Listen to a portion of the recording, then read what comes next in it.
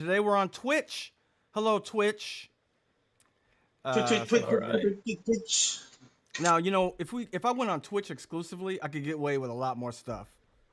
Oh, you know what? Looks like I'm. Oh, Jerry froze. I froze. Everybody froze except you. Not me. I got to do the tap dance. Wait, I'm frozen too? You are. You put up a piece of notebook paper in front of your camera, Raj. So we can't tell if Oh, you're froze. I'm back. There you go. oh, I'm trying to cover my image. I misplaced where the camera was. Here. Oh, because you don't want to have to look at yourself. Yeah. I don't want to distract That could be myself. distracting. It could be How about that? distracting. That You work? guys are both. You guys are both advertising. You guys are working for the corporations. Raj, you got the Diet Pepsi on. Jerry, you got the Adidas. I guess I'm promoting Boston Celtics. They don't really need the. Oh, it's not Adidas. It's Adidas and Detroit. This is war, friends. Go Pistons! Pistons versus New York this evening. I'm so glad that you live there and you're on my side. I was in the whatever, the Snake Pit last week. I went to this bar with Jerry O'Connell, and everybody there were fucking asshole dickhead New York fans. There's one other Detroit fan, and I had my shirt on and shit. I got there after work. I worked all day. Got there right at the end of the game, and then that bullshit happened at the end of the game, and they were going nuts and fucking pointing at me and shit. But fuck them. Fuck all those people. Fuck New York and fuck them. Yeah. That's I the don't know same- what anyone happened. who takes it.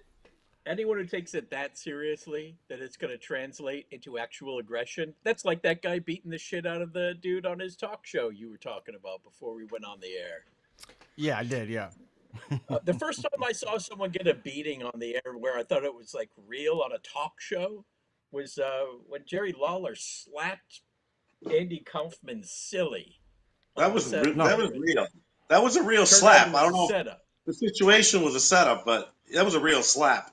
And he slapped John Stossel. He slapped John Just Stossel. like real wrestling, they decide what they're going to do beforehand, and then the trick Same is guy. do The it same for guy real. hit that. Was Lawler also the one that hit the reporter in the ear? No, That wasn't Lawler. That was another guy. That was John Stossel. And John Stossel sued him. Sued the WWF. Yeah. Sued that wrestler. Yeah, he got a lot of money. I think that was like an unwritten rule. If anybody presses on this thing being fake, just stop them. Just whack him. You might have to get fired, but just whack them. I'm pretty sure that was the rule. Yeah. the curtain was still up on wrestling. They still had the facade. It was Yeah. Hulk Hogan that brought the curtain. Basically, like when Penn and Teller would do these classic magic tricks, but they would use like all see-through plexiglass so everybody could see how all the tricks worked. That's pretty much what Hulk Hogan and Mr. T were doing, is just like bringing down the imaginary veneer that this was real. What do you mean? You didn't like when Trump was on there? I didn't watch his particular bout against Vince McMahon. No, I had checked out of wrestling by then. He shaved his Wrestling is head. for kids. Yes, he did. Yeah, his head, yeah. His head, yeah. that's right. The old hair versus hair match. That's why he's president. If people are like, he's hilarious. He's like Larry from Three Stooges. Put him in the office. Right? Well, I I like really do think that gave him that new audience, that bigger audience, because he was a New York playboy. Yeah. He didn't have a white trash audience, and that wrestling Yeah, like it gave was him like- a whole new thing. You know. Yeah.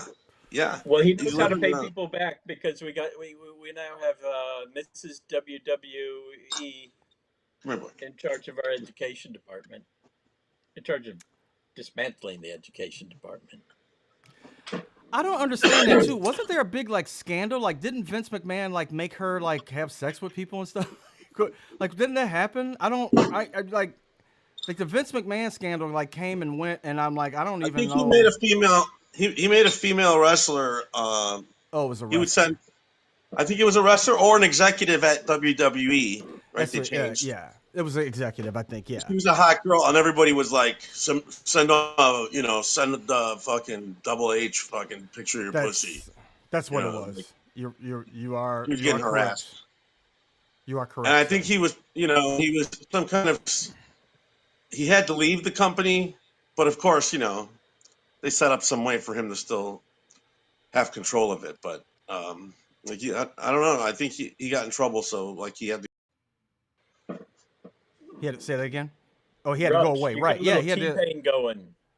He had to Doesn't Rob leave. sound like T-Pain? Podcast style? You're like Vince McMahon. We gotta go through this again. Something's wrong with Vince- Roger's mic, and I'm the only one that hears it. I'm like 10 seconds delayed, Yeah, you and are. I'm gonna try my headphones. Raj, So did you dust off your computer, or is this on your phone? No, I couldn't get my computer because I was busy taking care of this washing machine business. that is business. That is business for sure. It is business. I got excited about our conversation, and I'm like, oh, that's when my washing machine's coming. But hopefully, it'll do it like while we're doing this. I I hope you got your good headphones on. I can't. I made this whole title about Terrence Howard because he's. I mean, I feel bad because he's obviously. I met him once and he seemed fine then, but he's obviously out of his mind. I don't know if you know what he's Yeah, been doing. I wanted to send you that because I know that you always were involved. You always wanted to make some type of movie for about Marvin Gaye. Listen, before y'all I talk did. about me, y'all need to That's talk true. to me. And he was saying that he wouldn't do the Marvin Gaye movie because he would have a gay kiss in it. Come on. Yeah. I didn't know Marvin Gaye was gay. That had anything to do with I like, when never his heard that father either. Shot him to death. I never heard that either. I never heard anything, but I guess there's probably a gay episode in there somewhere. Yeah. Marvin Gaye Marvin wasn't gay, but he liked the 69 Men. Marvin Gaye made a whole One of those album guys. because he owed a divorce settlement to his wife, and he made an album called "Here, Dear" that was awful, just to spite her. Like part of the settlement was your next royalties of that. Yeah, part of the settlement was your next album the royalties goes to her. So he made an album called "Here, Dear," and he made it terrible on tanked it? purpose. It's all bullshit. Yeah, it's all That's bullshit. an epic and hateful. sandbag. Yeah, "Here, Dear," and it's him on the cover like a picture of like him, a sculpture with his hand out like here. That's so funny. Here you go. Really? There's no good songs on it, really? Like, he's like, don't even No. try for one thing. There's not Yeah. one song on there that like is remembered or anything. There's nothing.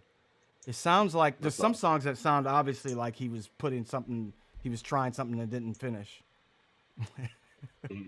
That's pretty ballsy to not care about your reputation enough to just put out a complete Just to turkey. be so mad at your ex-wife that you ruin your own career. You just like, here.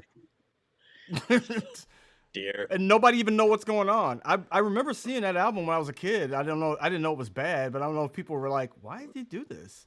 Or did people know? I don't know if it was like known. They didn't have the internet back then. People didn't know everybody's business. But it must have been in interviews Yeah. in magazines that it was like, it must have been a hot topic of like, do you fucking believe it? It's called, Here, My Dear. That's Yeah. what we Right, had before yeah. the Right, internet. it must have gone All around we in had was circles. magazines. You had Probably the magazines and reviews. word of mouth. Reviews probably, yeah, because then reviews were big. I should look at the Playboy magazine review of that. That was like the reliable reviews back then, especially of music. Playboy and Rolling Stone. Mm-hmm. So anyway, Yeah, all that. so Terrence Howard I didn't know. Did you know that he was like mad about like people like making fun of him by saying, because his equations and his his discoveries. I want to be, he's Physics. he's like an amazing actor, and now you see why, because he's fully committed to this bullshit, and when he talks, it's just all this gibberish. And like when you hear a real scientist or a mathematician talk about it, it's like, yeah, dude, he's not making any sense, but it sounds convincing. He's really into it, but then he's also like, he talks like this, like, wait a minute. Argue against the So he's mad that people were like making fun of him and using his videos to make fun of him. So he says this. Equations or Wait a minute. Go back. against it. If you're going to talk about the white papers, provide your own white paper as an argument to argue against the equations or the conclusions. But we're going to do this respectfully, otherwise we'll end in a duel. And I mean a duel, real life duel, where only one person walks away. We can meet with guns, bottles, knives, or books and equations. But we're going to do this like men. So, get ready. All right. What's he talking about? He says he's mad that people are making fun of him. He's saying like if you want to challenge him, come with your white paper, come with your equations and your conclusions, or And a gun. or you can duel. No, not just a gun with one bullet. Duel, We go like an 50 old-time- paces. A gun that doesn't shoot straight. Aaron Burr, what's his name? Hamilton. This nigga went to go see Hamilton. Hamilton. He said bottles. Alexander Hamilton. He said bottles too. We can duel with bottles, knives, bottles. We don't have somebody have a bottle fight. Hamilton? You know the duel in Hamilton? I'll do that with you if you want.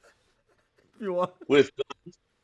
Real like modern guns or cowboy guns, however you want it. Or must Yeah, Oh, and we then, want- we can- you know, if you- We can do this any way you stuff choose. like, who's the black scientist that's super popular? Yeah, so you know he he's really mad at him because he kept bothering him. He kept bothering Neil deGrasse Tyson. Neil deGrasse Tyson. Yeah, Neil deGrasse. So he kept fucking with him. He kept Okay. saying like, "Please look at my shit." Neil deGrasse Tyson was like, "I like you, man. You're a nice actor. I don't want to do this. I don't want to do this." So Yeah, then Neil yeah. deGrasse Tyson made a video destroying him, and you can hear he talks about it on Bill Maher. He was like, "He shit on my ideas, man. He shit on them."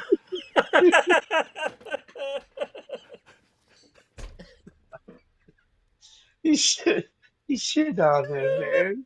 Neil deGrasse Tyson's like, "You're a nice guy, but you're fucking out of your mind. This makes no sense."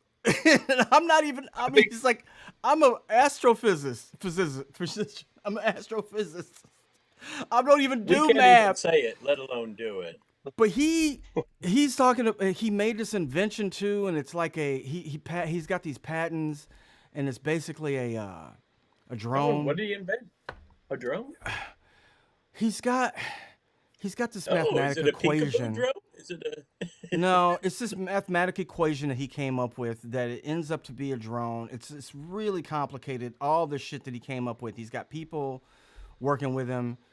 He definitely does have patents, but I think that's why he went broke was because he was putting all this money into this shit and not paying Invented a new not shape. paying his taxes.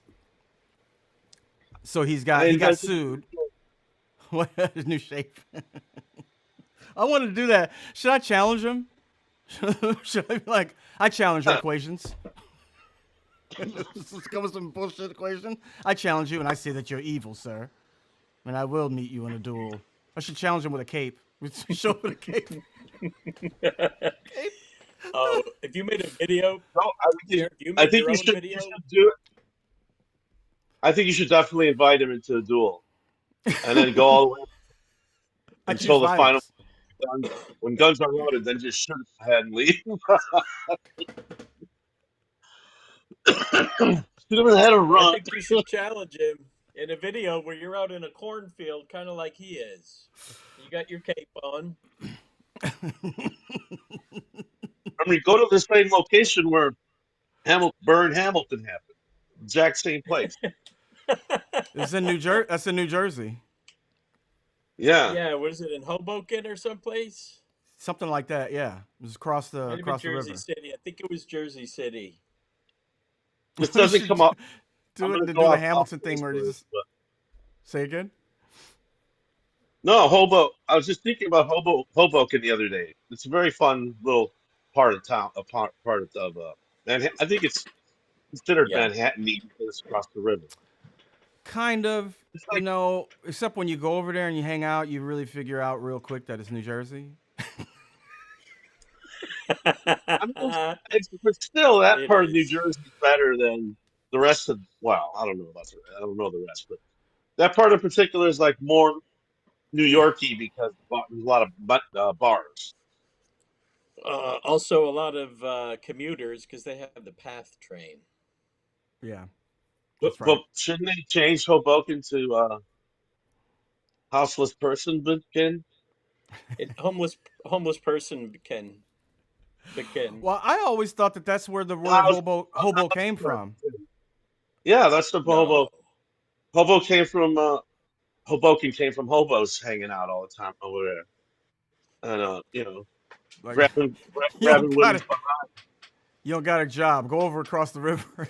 Go over there. Yeah, they beat the shit out of them, throw them on a ferry, drag them across the river, and then all hell will break loose over there. Uh, Grabbing women's asses, Anybody doing that weird doesn't know tricks about for the hobo booze. the hobo code, you can look at an old look at a Mad Men episode and learn about hobos. But like when I was a kid, people used to talk about them all the time, and it was a thing. Like it was a tradition. What do you call it? There was a culture of men who didn't work, especially like during the Dust Bowl Hmm. period, and they would ride trains. They would get on trains, try to find work in different places, but their whole thing was that they were getting on trains and going to different places and asking for handouts, maybe doing a day work at places. And people didn't like Hmm. them, especially the railroad workers didn't like them because because they were riding for free, Yeah. riding a There's a freight couple Well, train. they're movies also about probably that. pissing and shitting on the trains, and they have to clean it up. What's that Like movie where it? Yeah, go on, Raj. I'm sorry, I couldn't hear you. no, I was just saying they probably dirtied up the trains so that the guys had to do extra work to clean up, feces and such.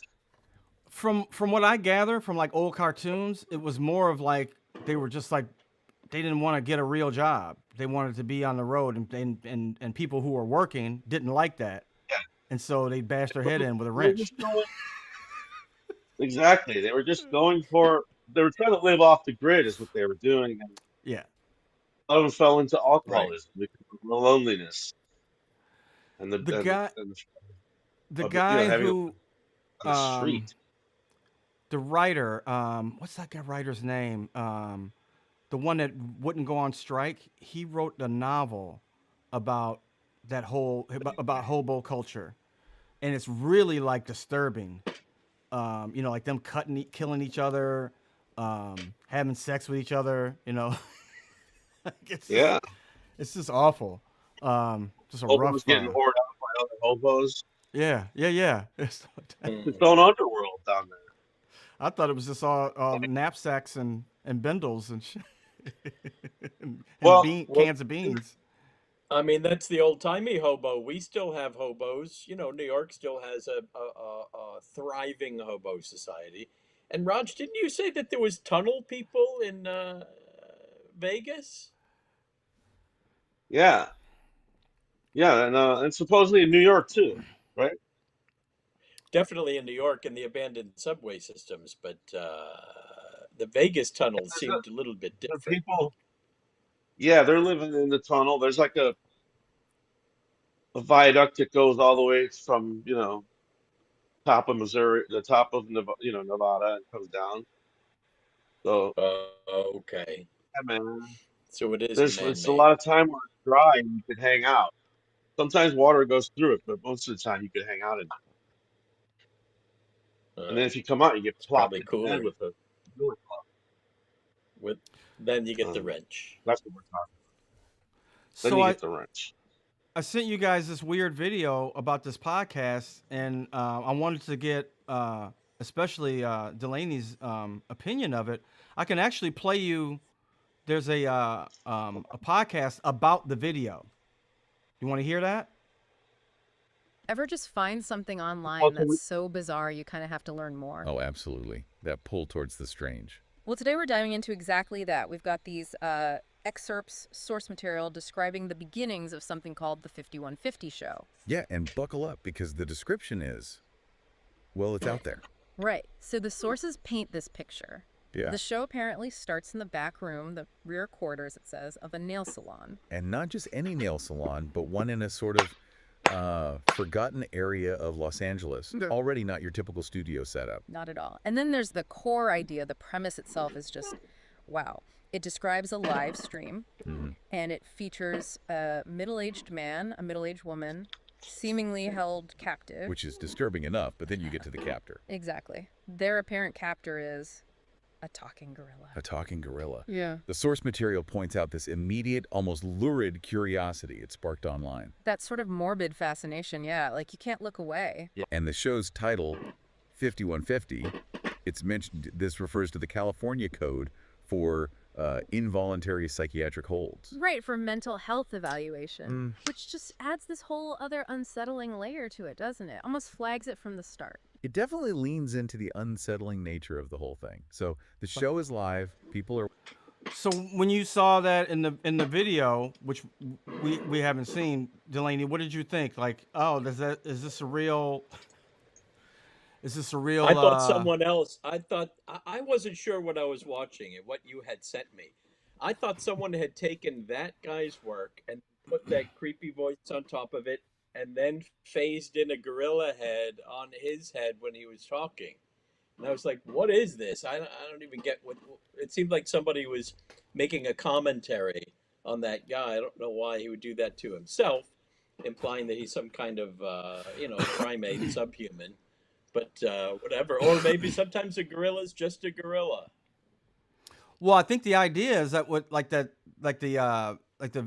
the thing was saying, the podcast was saying, I think that he's not a guy. It's actually a gorilla that's talking, and he's holding those two people hostage, making them do a. Is that the premise of the show? Making them do a show.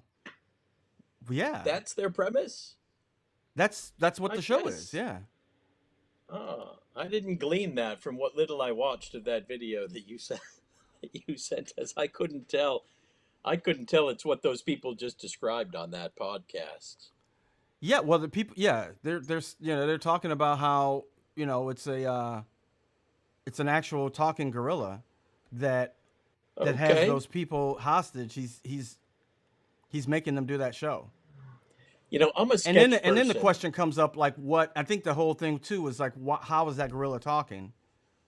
What's making it talk? And I think the conclusion that they're making is that it's got to be something evil. It's got to be, and they're also. I gotta say this. Can I say this? Objectively, I think they're having a show where there's a gorilla who's holding people hostage and making them do a talk show. That sounds like an okay sketch idea to me. But there's what you do and there's how you do it.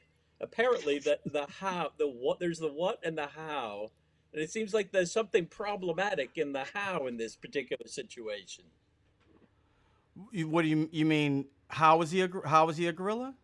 The fact that you got a gorilla holding people hostage and making them do a talk show in the back of a nail salon in Nowheresville, Los Angeles, to me seems like a perfectly viable sketch idea. But I don't know. It's whatever these guys are making. Well, no, it's obviously why people are watching it. But I mean, I think what's funnier than what's funnier is the idea of me telling you that than actually watching the show, because I think that the gorilla is like, could you actually watch a gorilla? It's still a gorilla. It's not a human. It seemed to me like it was just someone had just faded to a gorilla head briefly for a second while three other people were doing something completely unrelated. To me, it was more of a visual aspect. I didn't know it was supposed to be conceptual. I don't know. Well, we'll see. We'll see what happens. I don't know the show. I don't know the show. I'm bored with this, but I'm glad to see a reaction. We'll see what people think about it, I guess, as it makes its rounds out there. I took my medication, so I'm also a little confused. Like, I'm not sure what is the bit, what are we? I'm very confused, and I hate to be in this position, but that's exactly what's happened here. All I can say about this is that when the gorilla head became superimposed over the head of that comic, That was very much like when Alan Alda put footage of Hitler when he was making a documentary about his asshole brother-in-law. Remember that? That happened. Yeah, in the movie, Woody Allen makes this documentary. It's like his wife throws him a bone and goes, you know, do this. Why don't you direct this documentary about my brother, and he'll throw us some dollars. And so he Oh, does it. The girl he loves, Mia Farrow, is kind of falling for him, Alan Alda. So he ends up making this. He ends up like showing a cut of the movie, and it's like him with like a donkey, and then like him and like Hitler. Like he's just cutting these things into this documentary about Alan Alda's character. It's where a famous line I comes, think like, You, you can't break comedy. It bends. He's explaining that. so this is a question coming up, and this is something that's been going around that's gotten viral. People were saying like, what was the question? Like, could 10 men beat a gorilla? Right? 100 gorillas. 100. Was it 100 men and one No, gorilla? no. Could 100 men beat a gorilla? 100 men beat a gorilla, and people were like, no way. And it was like, of course they could. They did. 100 could. 100 could. That's why we're here. Yeah, 100, I think 100 men without tools, obviously. Maybe Without even, I weapons. mean, yeah, without weapons. Like you'd have to like throw the craziest fuckers in just to start the mauling, and then someone's got to. I don't know, man. I don't know. somebody's gonna die. So at least one or two are gonna die. If there's no weapons, several people are gonna die. You got I you got think ten. 100 I you think got 100 men. You can tire them out. You can tire them yeah, out, a and then you hundred can Not and then only you men. jump that, on them. They're going to win. they're gonna rip the balls off the first guy that comes up to them, and then everybody's gonna be like, no way, man. I just can't do this. I don't know. Can we all just jump off a cliff? Because I'm not going through this. I think people, You know, all That's people the are new like, people are Thermopylae. thinking like way too like basic, like, he's gonna jump on, and then we're all gonna jump on him. I mean, like, you got to think like you can outsmart the gorilla. Like, you can run him down until he's tired. Hmm. Maybe there's 100 of you. Um, well, I mean, without weapons, it's really hard. But weapons, yes, rocks and sticks is no problem. You can beat a gorilla. 100 men can beat a all right. gorilla. I don't think Those rocks are and sticks weapons, is allowed. Jerry. Well, I would like to say that's why we are men, and that's why they're gorillas, is because we could use weapons, and we figured And that that's out. why we've been talking about this for 5 minutes, like everybody else. Everyone, Or like Planet of the Apes, maybe it's just a amount of time until they figure it out, and then they figure out that, and then they take it back over. yeah, maybe this is like a call to action. Like, just get ready, man. The apes are starting to sign violence. Or have podcast. Well, the apes or somebody else may take over because if mankind extinguishes himself, there's still a few billion years left in the planet probably, and that's enough time for some other either mammal or other form of life. Because if the mammals blow it, That's that's maybe the the whole idea. insects, maybe the insects or the fish will rise up and become the next intelligent type of species. That's the whole idea with Planet of the Apes. People so Yes, horny. right. They had a People be nuclear so war. horny. They'll fuck a monkey at some point. And when that happens, we'll get But to the here's the Yeah, problem. species. If we wipe out all the people, we're gonna wipe out the apes and the gorillas with us. And the only most thing that'll likely. be left is like last time when the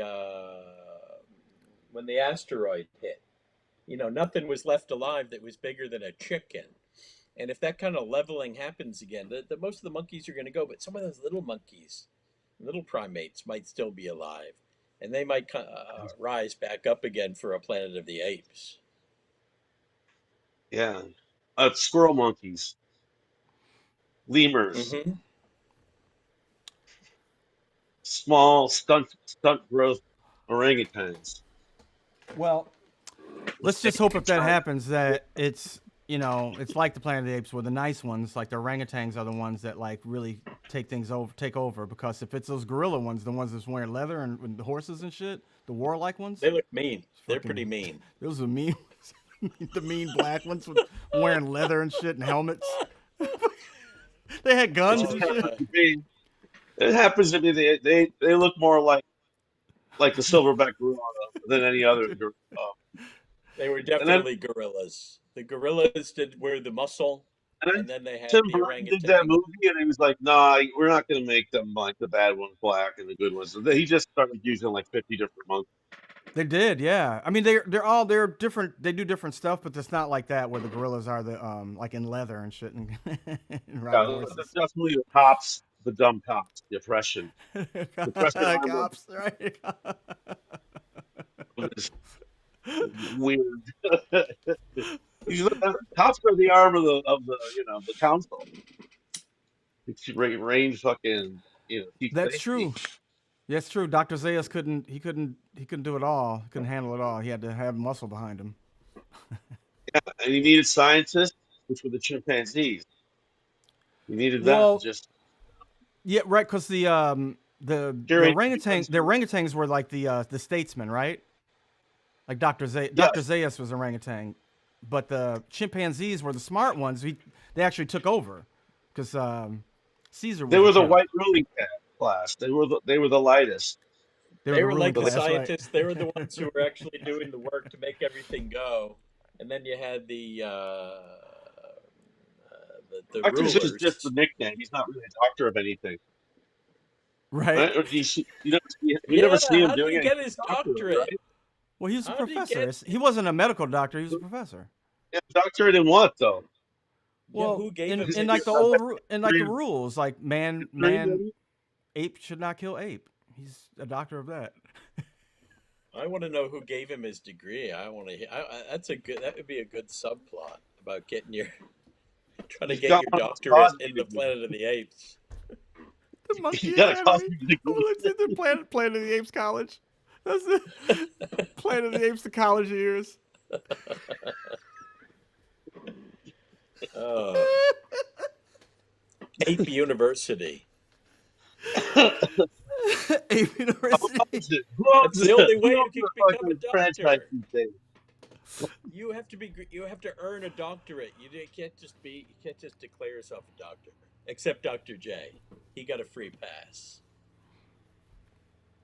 Did he not? Did Julius Irving not get a free pass on the whole Dr. J doctorate got a thing? free pass. Dr. Fink and Dr. J played a certain way where he was firm but balanced. It was never he slammed he had good dunks, but it was never ugly. Nobody argued with Dr. Yeah. John either. Dr. John and Love Dr. that Phil. chicken Hook, from Dr. Popeyes. Maybe Phil. one of my favorite Dr. tunes. Phil. A lot of people are arguing with Yeah, Dr. Phil. Dr. Phil is not a doctor. You know, Dr. Hook, no one believed was a real doctor. Doctor who? Uh, Dr. Hook? Yeah, When you're you knew in that. love with a beautiful woman. And then he brings in the video. Then he brings the hook up into Kill view. your He's got a hook friends. for a hand. When you're in love, and he's Kill her working the hook. friends? Is that what you When said? you're in Kill, love kill, with the kill your friends. beautiful woman. You're so jealous you have to kill your friends so they don't talk to her and try to take her away. That, this song. That's all those old songs. You lock her up. Mm-mm. Everybody wants her. Yes, that is a song of raging jealousy for Dr. Hook. My dumb brain had a click in it forever, and it still doesn't. When I hear that song, when you're in love with and it might be from SBTV, or someone says, when you're in love with a beautiful vampire, you watch her. So I'm like, That's it's from a your word that's brain. been in my head since childhood, since I When heard you're in that love song. with a beautiful vampire.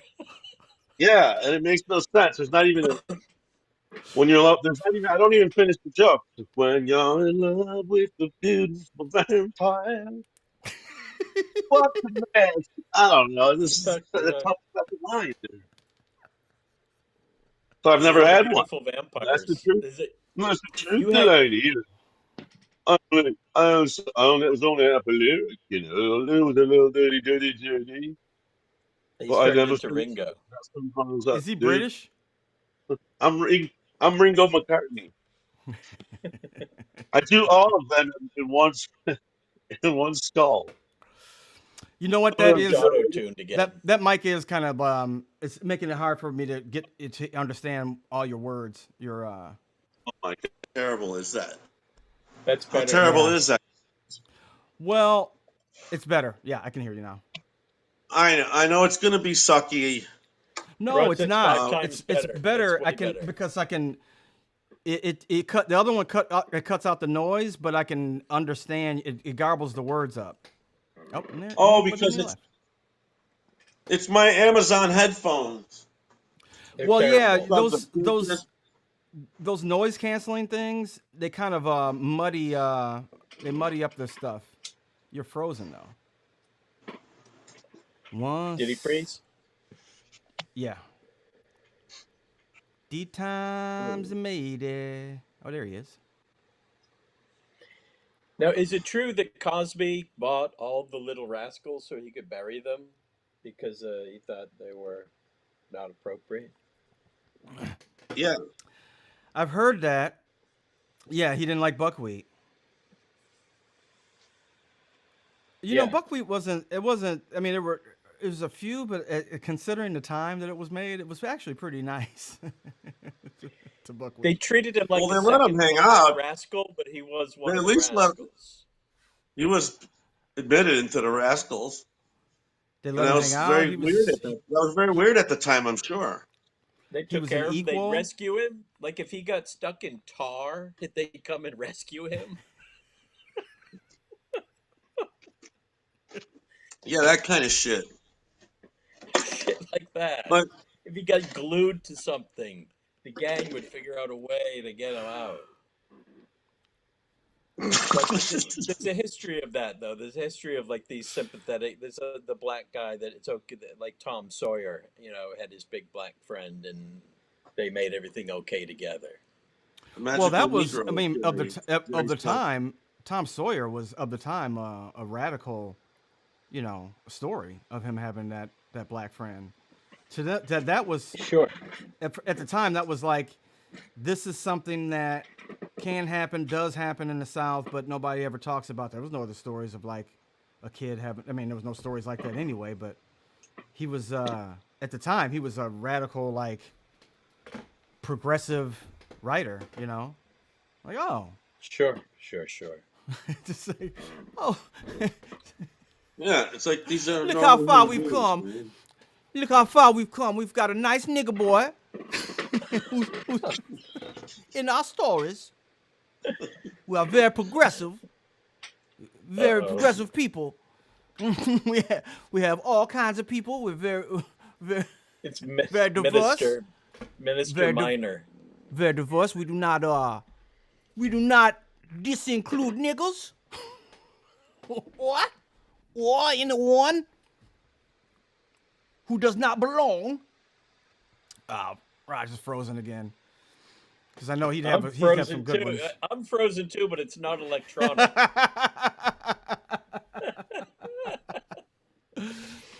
Jerry, you got the Bob Odenkirk style. You got the Bob Odenkirk style Southerner. That is my favorite Southerner, Senator Tankle Bill. Yeah, Senator. Oh. Who would, if I was saying it formally, it would be a Negro. It's nice. We have a nice Negro boy in our cartoon. In a cartoon. Festoon with depravity. A whole city festoon with depravity. Depravity. He calls San Francisco. Festoon. San Francisco. Jerry, you got to preach your character? I've had a few.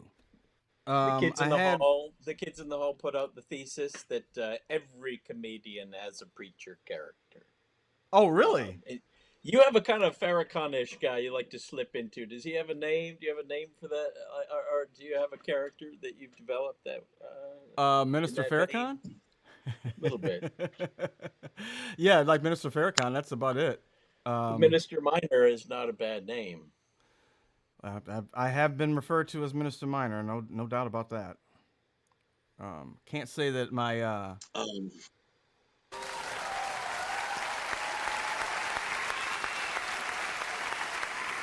Now, brothers, please let's welcome His High Holiness, the Right Reverend Raleed Kalunda.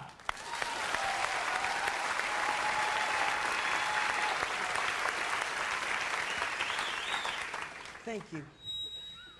Brothers, today we gather to clarify statements which I made at a previous rally. Statements that have been twisted by the media.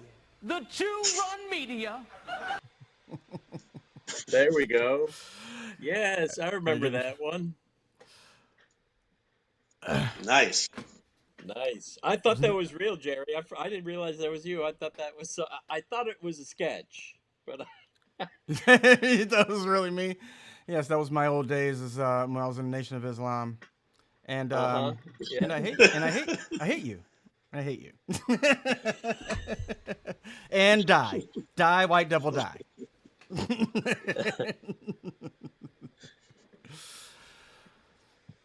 The old days when I was on the streets selling magazines and denouncing the That's white it. man. That's the I don't have that range. It's up here somewhere. You got to go up here. And when you want to be righteous, you can come up here, people. We are righteous when we use our upper register.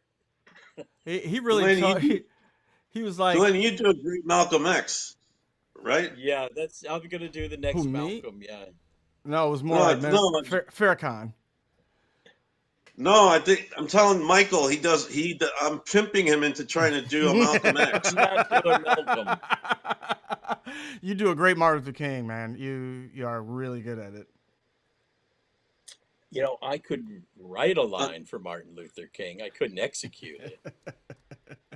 I have a dream. I have a dream.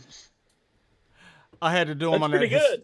historical roast, and like Not halfway something into we're it, proud of. I just left. I love they wrote the thing so good that I was like, I don't need to try to do the voice. If anybody wants to good. watch it, it's still on Netflix. But yeah, I was just like, What is it? it's say a the historical words, you know? it's a historical roast, and I do Martin Luther King. Yeah. And I Yeah. think we're roasting. Who are we roasting? It's like that one. It's like Barack Obama, Martin Luther King. Forgot who else. But they did that thing on Netflix, and it was roast of dead people. What's his face did Okay. Freddie Mercury. Wow. Oh no, it was roasting. Yeah, it was roasting me. I think it was roasting Martin Luther King, and then I got up at the end and I roast all of them. That's right. Okay. Wow. I gotta see Check that. this out. Yeah, it's on Netflix. It's okay. I mean, I got it. Like I had to do it that day. Like whoever was they couldn't find anybody to do Martin Luther King, and I went literally that day, and did it. And like they gave me the script, I read it, and went down there and filmed it. Like, the same day Dang. I got it. Yeah. Nice. And then was that Brandon next to you? It's David. Or in that sketch, in the Yeah. Who kind I of don't want to like play is too much your? because I'll get cut off by. Yeah, it looks like YouTube. Cross. Yes, David. I can't because it's so small. I can't see. Yeah, that's Tim. Jerry, you nailed that tone. Yeah, Bob was really Bob, and obviously Bob wrote it, or Bob and David wrote it, and it was what I auditioned with to get on the show, to get on Mr. Show. This character? Was this the reunion show? When was this on? I don't even remember right now. That was No, on no, the this fourth. is later. That was on the 4th season. Oh, okay. Yeah, that was one of the sketches. He wanted to do that sketch for a long time, and he was just like, "Hey, you probably could do this." And he sent me that sketch. He's like, put this on tape and send it back to me." And I did, and he was like, "Yeah, come on out, and we'll do it." And then we ended up doing the same kind of thing. I had a monster roast for Halloween. Raj, go back to your other mic. Celebrity. Can't hear him. Oh fuck! Just go to your go to your internal mic. No, it's not that, Raj. No, don't. It's internet. It's your internet. The auto tune. Yeah, right now. This internet was a little slow. That's it should be a little better. There you go. Unless it's just all fuck. Oh, we lost him. Unless it's just all fuck. He'll be back. Mary Hatcher says, "What about Dr. Teeth? Dr. Teeth was of course, Dr. Teeth, the leader of the he's band. A puppet. He's a puppet. Yeah. So correction. He's a Muppet. He's a Muppet. They made a distinction. I'm not sure what the distinction between a puppet and a Muppet is. I think some Muppets are puppets. Uh-oh, I'm so low now. There we go. Looks like Jerry Minor's about to produce a Muppet. See, a Muppet has the puppet aspect, but then it's got sometimes two people are operating it. That's right. That's right for sure. That's a pretty good one. What? I said Jerry's uncle. Yes, I am Jerry's uncle. What's his odd name? You're staying over, Delaney. You're staying for the weekend, I hear. Delaney. Yes, I'm staying for the weekend. Yeah. But you've been there for 6 months, Jerry said. Well, I'm well enough. My welcome. I didn't say that. I did not say that. Oh, Horatio's back. Horatio's back. Horatio's back. Hello, Horatio. How are you? Hey, Jerry. Can you lower him a little bit? Because all I see is the eye with 11 people on it. Is this the... He sounds a little bit like Triumph. He sounds a lot like Triumph, the incel comic dog. He does sound a little bit like him. Here I am. There's a black guy next to me. He stole me. Get this black guy away from me. Oh, fuck it. Oh, he stole me. Get him. Take him to jail. Take him to jail. He stole me.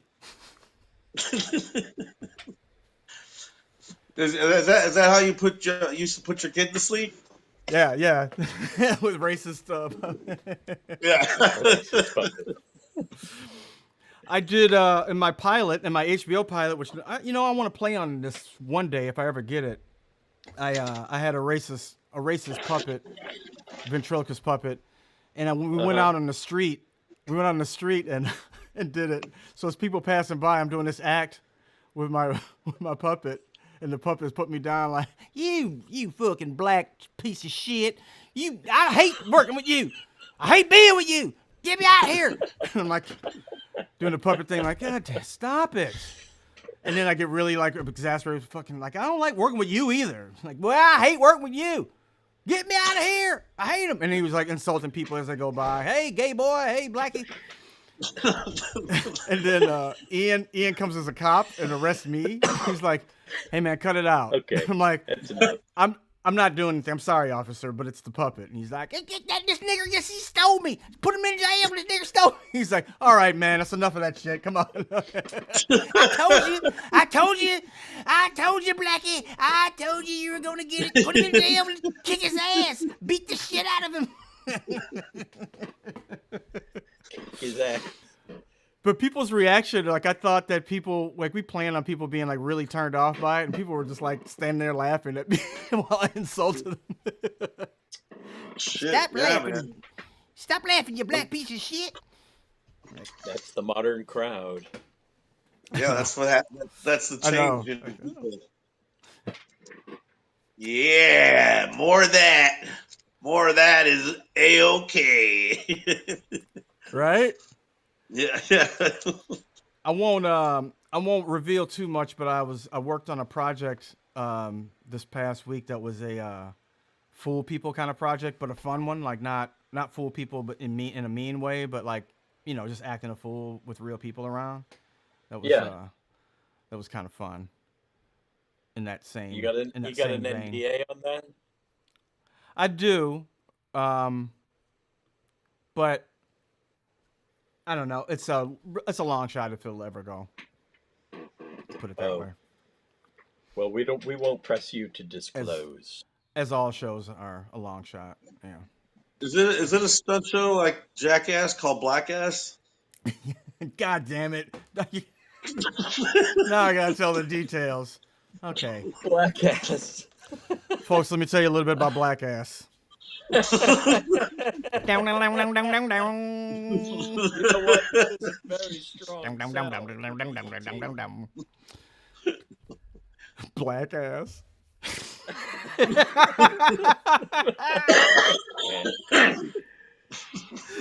Somebody told me I should. There was a thing I was saying that when Terrence Howard, he always wears an ascot, and I was like, who the fuck was wearing an ascot? It's like he's bringing it back, and somebody told me you should make a line of ascots for black men and call them booty cots.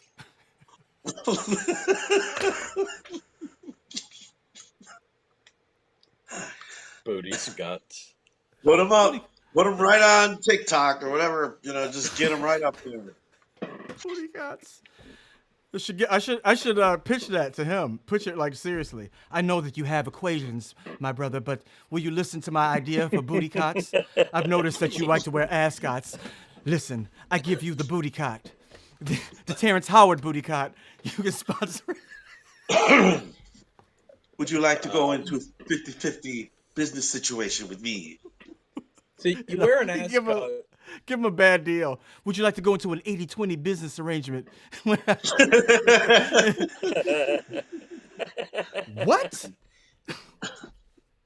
What? Are you offended?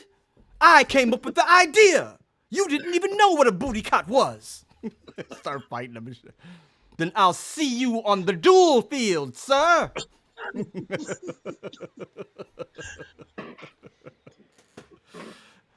Tomorrow, a duel with bottles. And then when you see the ascot, it's just complete. It's just photo. It's a picture of garbage on a big piece of cotton, and people are using it. It just looks like garbage around your neck.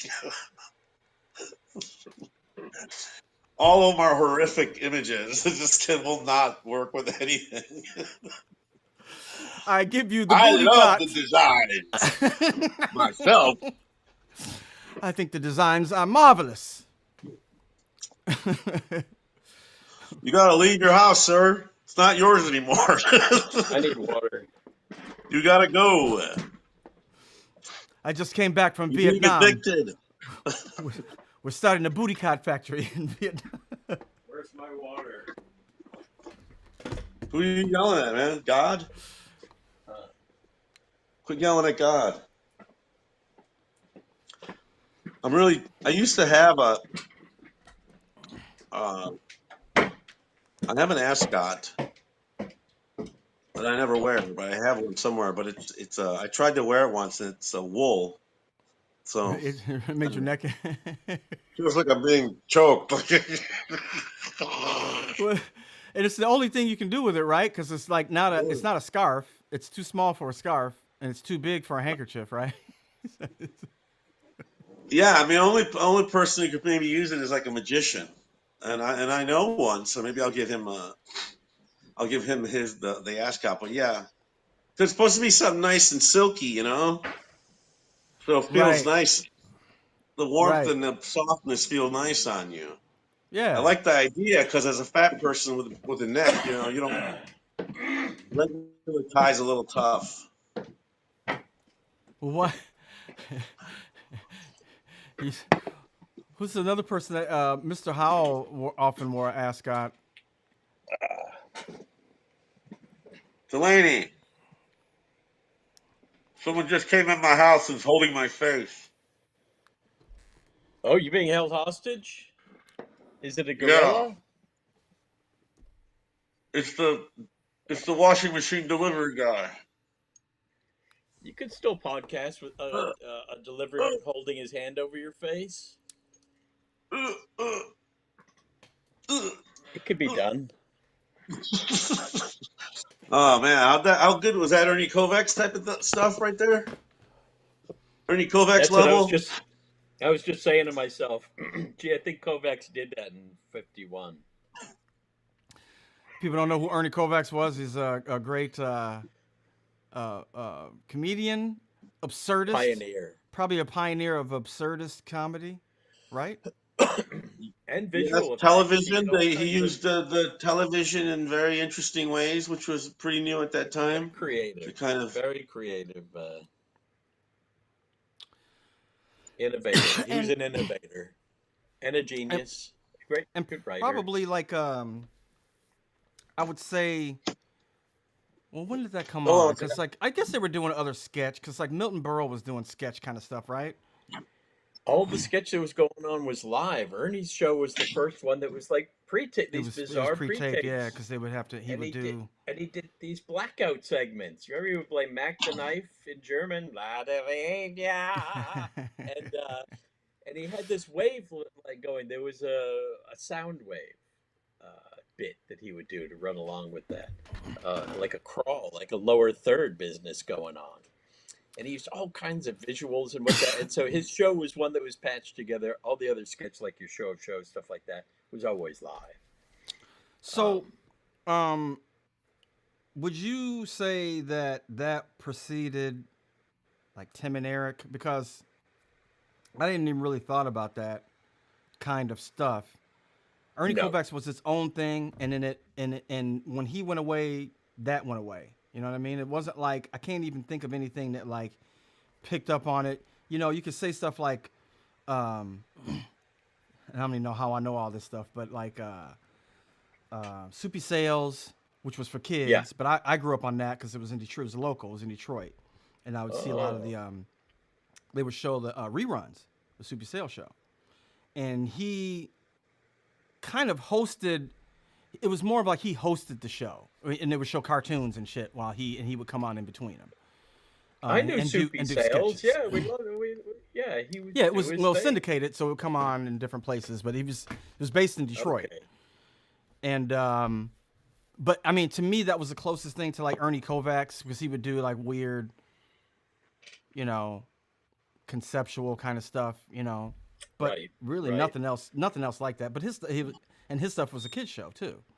Which actually, You know- when I was a kid, I thought Ernie Kovacs was for kids. I didn't think it was for adults because it was so silly. Really?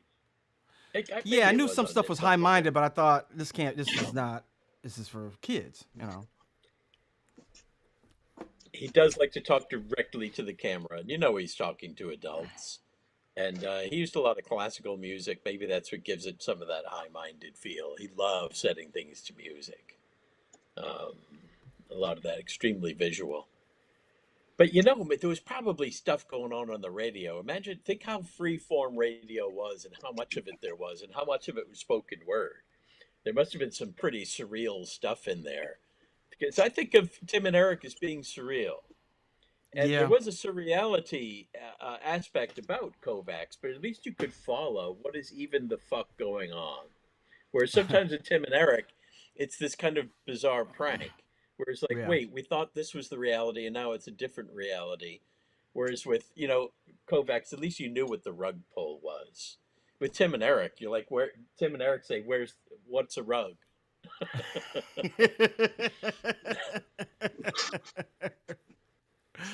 Yeah, yeah. very funny gentlemen.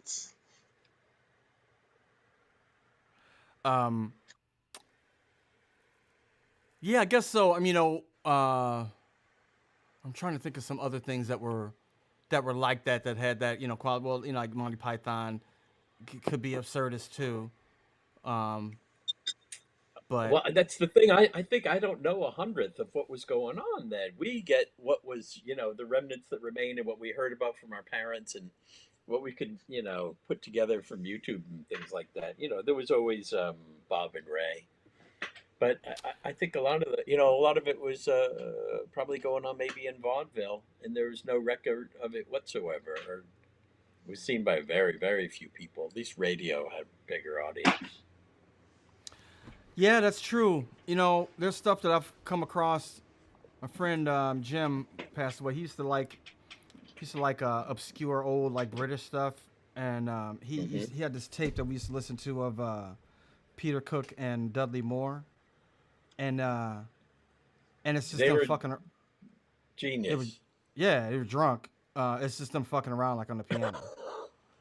And Well, I Dudley played can't the understand piano. a lot of it because they're so drunk and their accents are so thick. Right.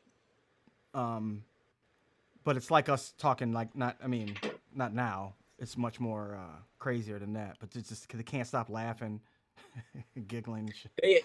They had an incredibly successful series. Peter Cook was just one of those guys who could go. Dudley Moore is brilliant, and also he was like a concert pianist. But Peter Cook could just go. He had an unbelievable improvisational mind, and those guys had a series that went on and on in England. Erased all of them. I think the last season they started saving a few, but the tape was too expensive and took up too much space to store, and it wasn't You mean like all you just personally? You mean? BBC. BBC erased. them all. BBC erased them all. No, they don't exist. Jesus. Yeah, no. They just erased them. We don't have room. You don't have room. No, they would have to rent warehouses to so store all those unthinkable tapes, so that was the for practice. today. Like so unthinkable for just be like Jello, just erase it so you could have more room on those cards. What? They were gonna erase Monty Python. Then someone had to pay really? to keep them. I don't know, if steps hadn't been taken and if it wasn't extra good, it would have been copied over. They all would have been copied over. In fact, that's why Gilliam, I think he stole a copy. I think he made a copy of all the shows and then ferreted it off to his garage or something, so they'd have a safety copy in case the BBC destroyed the originals, which is definitely well within the realm of possibility and the way things had been done in the past. They were one of the first color shows. They were on the black and white to color barrier at BBC. And originally they expected to be in black and white. They all expected it was going to be a black and white show. That Cook and Moore show, of course, is in black and white. Black and white. Yeah. Yeah, one of the first color ones. Yeah, it was what, 72, 73? So that makes sense. The Pythons are in the 60s. They started in 69. Oh, did it? 69? Yeah. Well, there you go. We watched Gilligan's Island leap the color barrier, or whatever you call it. Different show. Oh yeah, all those shows did. I love seeing Beverly Hillbillies go from black and white to color. When you say break the color barrier, it's usually used more for like people like Jackie Robinson. Yeah, that's more about Jackie getting into Robinson. sports. I know, I'm using the You're wrong talking gear. about the color It's when of they the film. It's when they started letting black guys do the actual camera work. When they got. Oh the no, color I'm trying to cameras. take you. I'm trying to That take was- you out of that this so was you the don't get in first- trouble. I'm digging a deeper hole, Raj, of my tone. Oh my deafness. goodness, you are. How do you guys put up with it? I don't know.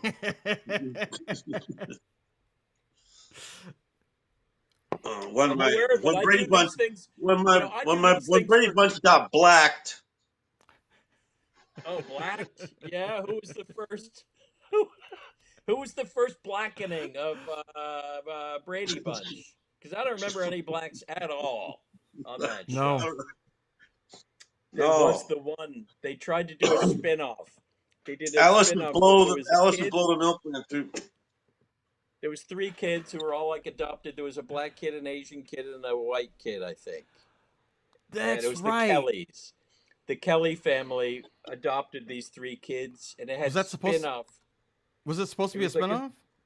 It was a spin-off episode where we didn't spend the episode with the Bradys. We spent most of it with the Kellys. It was the Kelly bunch, but it didn't take. They didn't. They never made a series of it.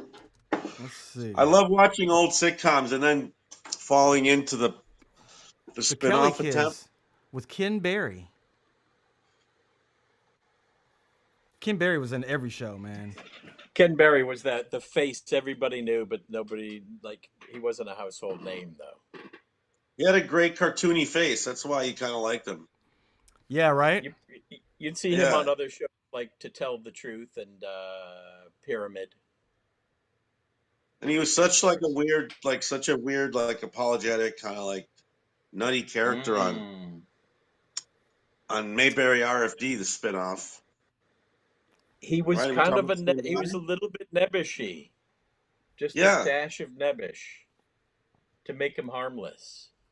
You know, perfect I don't know. dad. Was he related to Barney? Was it Barney's cousin or something?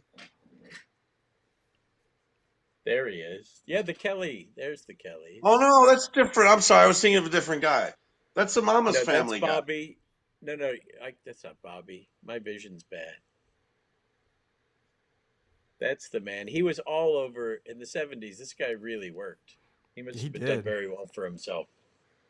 He had an excellent TV career. That looks like Vic Morrow and those two kids that got chopped up on. That's why they do a helicopter.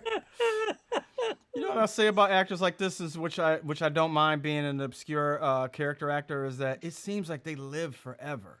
Like every week I hear like, well, 99 years old, that old actor that was on Bonanza just died. Like, that's the life you want to live. It's the LA lifestyle, man. Just be an actor and then go away for 40 years. You live forever. Live fairly healthy. Go on some walks, and you don't have to put up with the stress of ever working again. End up being a star and having managers and agents and pressure and people calling you a fallen star and all this stuff. You don't have to worry about all that crap. That's true. I mean, the famous Betty Page pinup girl went away, and she didn't want to she was just like, just remember me as I was. I think eventually she showed her face, but that was kind of a thing. She went into hiding and just never went public with anything. That's what a lot of the old stars did. They would just retire. They didn't carry on and keep doing movies and I keep doing TV and commercials. They were very big about that never the twain shall meet. The movie people did not do that shit unless they were in dire straits. They had to really fucking need the money. It was still a thing when I first started acting. It still was. I mean, it's not now. In the early 2000s, it was still like, now. Yeah. Well, TV got better, right? You got streaming, you got all this stuff, you got and then you had cable, you had prestige television. You didn't have that before. Television was bad, And now movies are bad. It's the other way around, kind of. Now movies suck. Movies suck, and TV is having not a golden age. You can only have one golden age, people. TV is having a new renaissance. It's different. I don't know. I mean, it goes back and forth. I go a long time without watching anything, and then there's some shows that I like. I don't watch a lot right now, but I mean, I watch about as much as I always have, probably. There's only one or two shows on usually that I like, that I can actually follow. There's some stuff that I can put on and I don't really care, but I can tolerate. There's a lot I can't tolerate. I just don't even bother. But there are a few shows I can tolerate. Especially when you're addicted to your phone, you don't really care what's playing back there. You kind of get snippets of it, and you're like, wait, let's see that, and I can rewind it. If I really hear something I want to hear. But it's weird. It's a very weird, addicted to phone thing. Well, is there anything on television that you watch that you like now? I like White Lotus, but it's just, I don't know. After 4 episodes, I paused and I got to go back into it. But it was pretty well done. Yeah. And I don't know. That's about it as far as a series. Other than that, I watch old sitcoms and. Have you watched The Studio? Huh? Have you watched The Studio? No, because I don't have Apple. Oh. I'm protesting. Yeah. I'm not buying any more channels of any kind. Yeah. Yeah, then I don't blame you. It's just like, yeah, this is enough. Yeah, we have like 8 of them, and enough of it. I It's think enough. what they're I hate hoping cable. for is that we'll all have 50 fucking, let's be realistic. Like, we all have 20 channels we have to pay for. Well, what happens is you put that in a bundle, right? And you pay for it, and then that's called cable television. Yeah. So they go back to that, which is what's going to happen, right? I hope Somebody's so. going to figure out, like, hey, I don't think it's going to happen though. oh no, there's They're no not way gonna that they can bundle all all of them. they can't all survive No. without being in the same one. You can't. I mean, people were having the choice of like, oh, I can have Hulu or I could have this bundle and everybody have Hulu. At some point, the market is going to speak and people are going to go, yeah, I'm going to bundle all this stuff up for you, and Hulu's going to make money and Netflix is going to, everybody's going to make money, and that's cable, and that's what's going to happen. It has to. They can't just compete and not, and not have, if they all together and you can all get all of them, then why not take the money from that instead of like half the market that you get from competing? We don't want a monopoly, but stuff gets shitty when you have monopolies running the show. Well, it won't be a monopoly. It'll just be like it is like cable. There'll just be different channels. That would be nice. They compete for. Now that they've got us, they got used to us paying $9. They'll never like lower that for anything, which is like, Yeah. like if you did do a bundle where it's like just watch these channels, but it's not. It's going to be like have all the channels, but you guys have to pay for 16 channels. That's what this thing is, and then other businesses will offer. I mean, Did you see the Black? Exactly what's happening. Did you see the Black Mirror episode about the girl with the thing? I mean, which just brings that up, the subscription model. Yeah. Again, that's that whole thing too. Like we're paying for upgrades. Yeah, upgrades, and for her it was upgrades.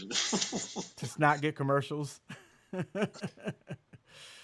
Yeah, all that shit. Did you watch that, Delaney? It's a good one. You should watch it. Black Mirror with Rashida Jones. I haven't watched any television series in a lot of years. I can't think of one that's not a cooking show. You haven't become addicted to any of these shows like Mad Men or?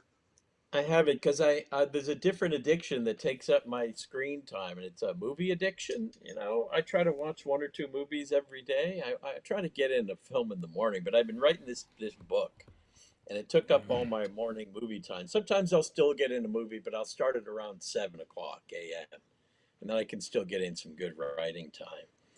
But, at night I'm too tired often to watch movies, but I'll try to hustle. Wait, do you write while you're watching the movie? No. You watch the movie, and you do writing.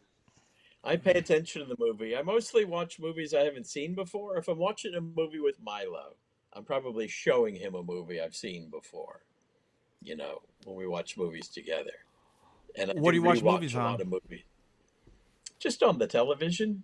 No, I mean like what, like service? You watch like everything, streaming, all different channels. I can try to get them off weird apps that I have. I actually rent them from the library. If a movie pops in my head and I don't have it on my little things, I call the fucking library, because we're not going to watch it till Saturday anyway. And I go and pick it up, and they'll drop it off. The library is great. They'll pipe it in from other libraries if they don't have it. So, in this day and age, you can watch pretty much what you want, pretty much for free. Delaney, do you still have the Criterion channel? Yep. That's a good one. You ever go on there? It's amazing. I go there all the time. I watch foreign movies on that thing all the time. And, after 10 minutes or 15 minutes, you could tell if you're not going to like it. And I like bleak. I like bleak, sad, depressing, as long as it's interesting. No amount of bleakness turns me off. Ingmar Bergman. What do we got here? Yeah, I love Bergman. What happened here? I showed Milo a Bergman when he was 21, and he had absolutely no objections about the subtitle factor or the black and white factor. He's pretty good about What that. you mean? He didn't mind. Didn't mind at all. Doesn't mind at all. If it's black and white, if it's crusty, it doesn't matter as long as it's a good story. We just watched Kind Hearts and Coronets from 1949 last week. That was our movie of the week. It's the one What's where that? Alec Guinness plays. Alec Guinness plays 8 different parts. He plays all the members of this aristocratic family. It's kind of a murdery mystery. It's funny. It's classic comedy, not to be missed if you're an Alec Guinness fan. You get a whole movie about where you play 8 characters, and then like 20 years later, you're like, Luke, take this lightsaber. It's Use lightsaber. the falls. Take this lightsaber with you. You're gonna need it. Don't improvise. Luke, listen, Luke, don't become an improviser. Use your mind, Luke. Don't do improv. Wait, I've turned into the Monster Mash. We did a whole feature film where I played 8 different characters. Just so you know, it was a film on film. It was black and white, but it was still a film.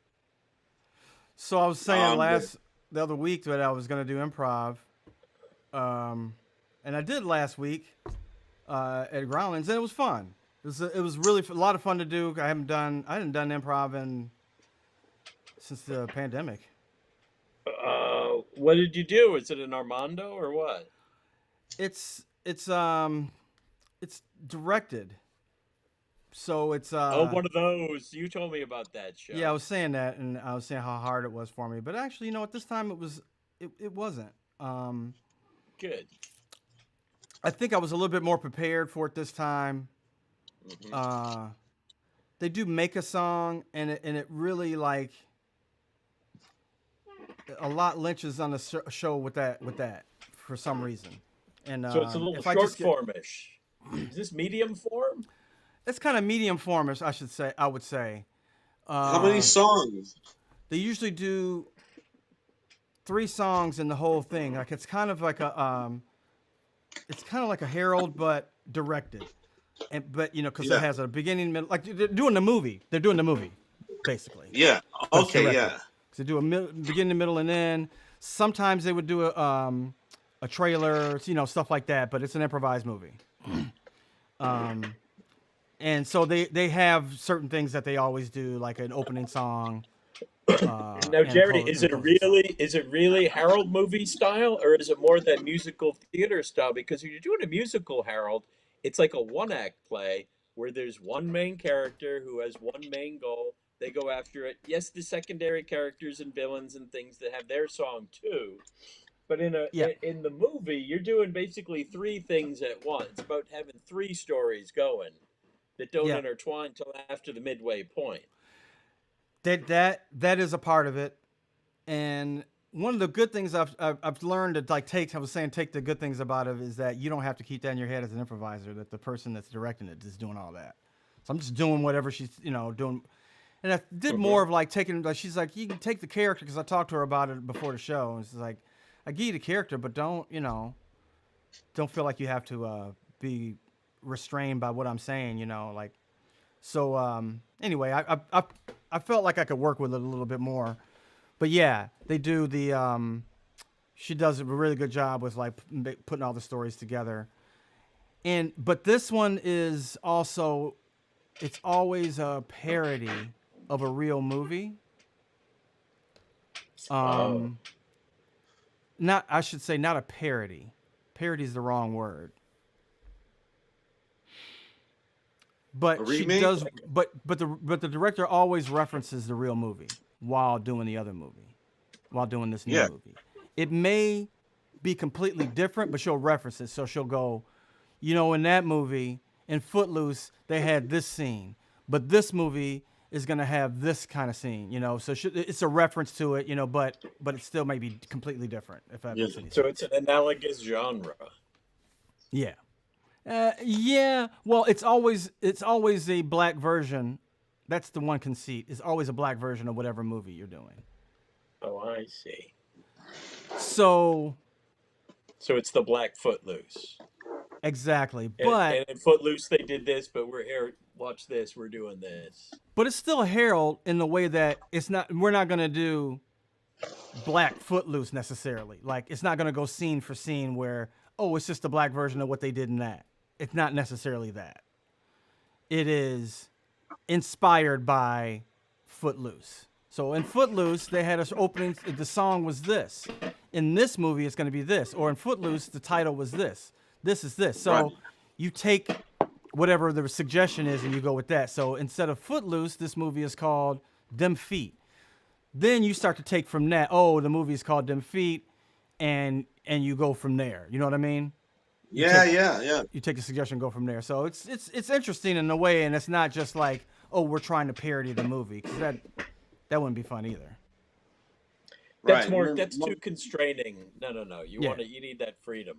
I mean, as an improviser, you're probably just making fun of aspects from that remind them that it's classic movie. We're making fun of the presentation, maybe for its time, we're teasing it.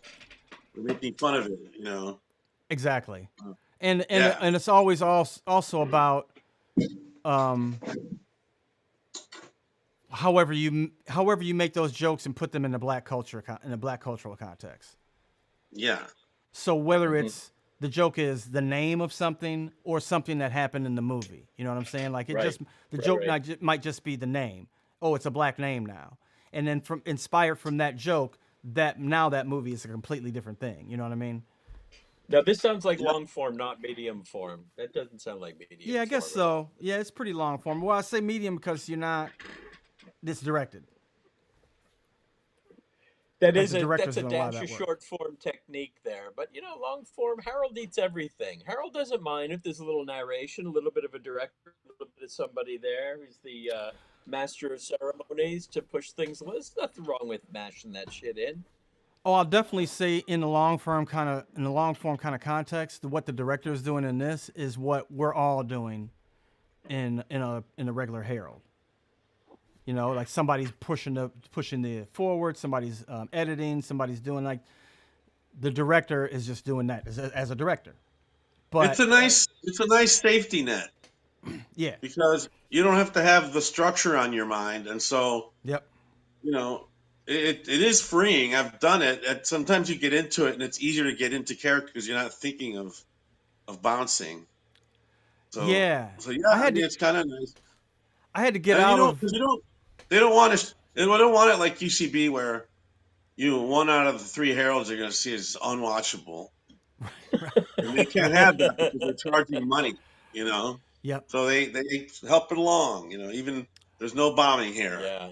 Yeah. And there probably is, I'm sure, but you get a lot of funny people together. They're going to know how to build format. It has a format of its own too, with the whole conceit of the black thing. So it has that. It needs some kind of like structure that you can go back to that's reliable. And I think that's the reason they did it, was having a director. It calms the audience down too. It's a real good buffer with the suggestions that you're getting, and she doesn't get too crazy, and it makes it so that it's manageable in the shit that you're doing. In a lot of ways it makes sense. At first I was fighting it because I was like, I'm used to like, I hear an idea. When they said that, I know what I want to go with. I know what a scene. I can't do that now because the director is directing everything. I can't make that scene happen. But you just have to think of it in a different way of like, I'm just an actor right now. I don't even have to worry anything about the story. Just go along with it and be free that way. And then now I'm free to make my character up any way I want to. The funniness never leaves you. Jerry, the funniness never leaves you. It's always with you. It's always with you. To act. You'll find yourself making great comedic choices because they're within you. Now take this lightsaber.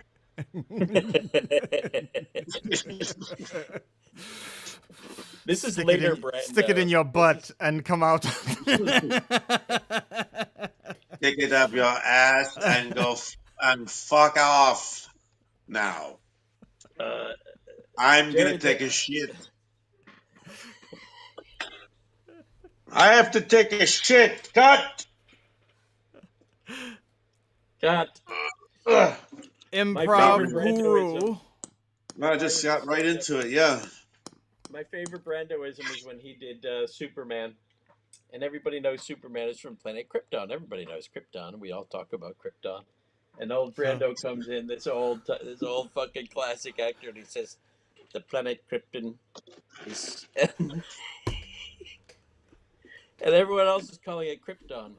He says, "Krypton will explode in 3 days," and he keeps calling it Krypton, and like robot, you know, like some of us old people choose to say robot when everyone else is saying robot. Yeah. And he went Krypton, and no one was going to correct his ass. And so Krypton it is. It's so authoritative. It's so fucking authoritative to say, y'all have been saying it wrong. I am an actor. The planet Krypton. Is he really? So they keep it? I thought this was like something he took out. No, that's not an Krypton. outtake. That's how he says it. That's how he pronounces it. Krypton. This is your father leaving you a message from Krypton. Oh, Belushi did I think they did a version with Belushi. He did his Superman version of Brando. He did Brando more than once. I know. Oh yeah. Yeah, that was very great. Of course, famously, he did dueling Brandos with Peter Boyle. She looked a bit like I was a bug. Hey, what's the Shatner cameo for? Look at it. Sorry, I don't know. No, I insist. Now, what I want you to do is on pay. Well, okay, I'll try and do that. Can there be a little more? And I would like to invite you to take a journey with me into the 21st century. So take the next few minutes and listen very closely. You'll be amazed at what you hear. Okay? Can there be a little more excitement in the beginning? I love it. Okay. All right.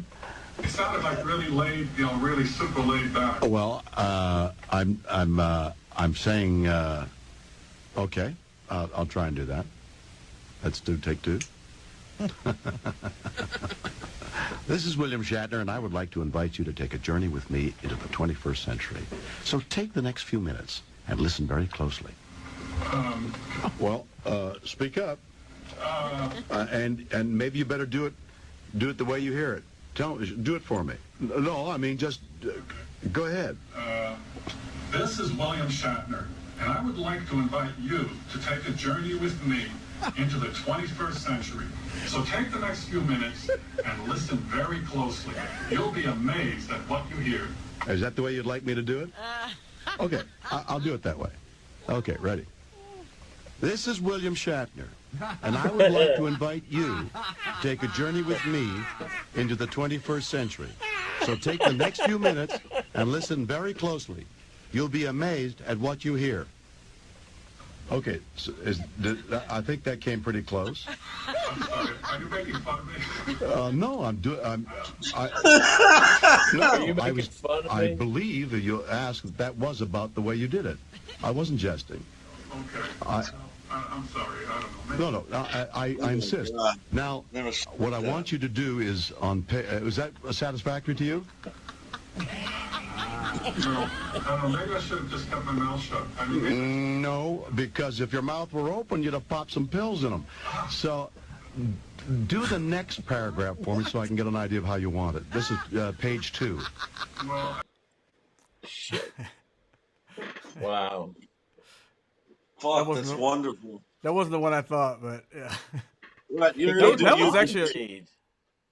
was actually a really good one. That's like I'd never heard that before. I'd never heard that one I either. heard the sabotage or whatever. The sabotage. Sabotage. Hey, He gave him a line reading. He got what he asked for. He gave me a line reading. Go ahead, do it, do it. Oh, okay. All right. That was then I'll do fucking that. priceless. Are you making fun of me?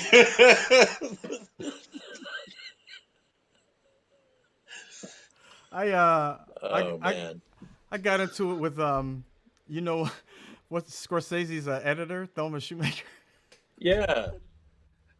She was working on this movie that she was working on this movie that my wife was doing. She was editing it, and so she had they needed people to do some looping, and I'm like, oh, yeah, I'll help you out. Now I'm myself like I don't fucking do looping, but I'll come in and do that. I don't even do this shit. You know, this is my attitude, but I'll come in and do that. Yeah, of course. I'd like to see Thelma Shoemaker or whatever. And then she was like being a hard ass on all the actors. Like she had other actors coming in, and she was like auditioning us. And I went up and she was like, I can't hear you. And I was just like, hey, you fuck off. And my wife was like, okay, that's it. We're gonna stop. I was like, fuck this bitch. Fuck that bitch, man. I came up here and fucking my time in here and do this shit. I don't do this shit. I'm not a fucking loop actor. That's Thelma. I don't give a fuck who she is. Fuck her and Scorsese. I don't give a shit. He'd like this. He'd like this the way I'm going off right now. I said, get sleeve. I didn't quite go off it, but almost that bad. I was like, fuck this shit. I don't know who she thinks she's talking to, but I did what she asked. She was like, next. I was like, what? Next? Fuck you. There's no next. I came to do this. Next. Wow.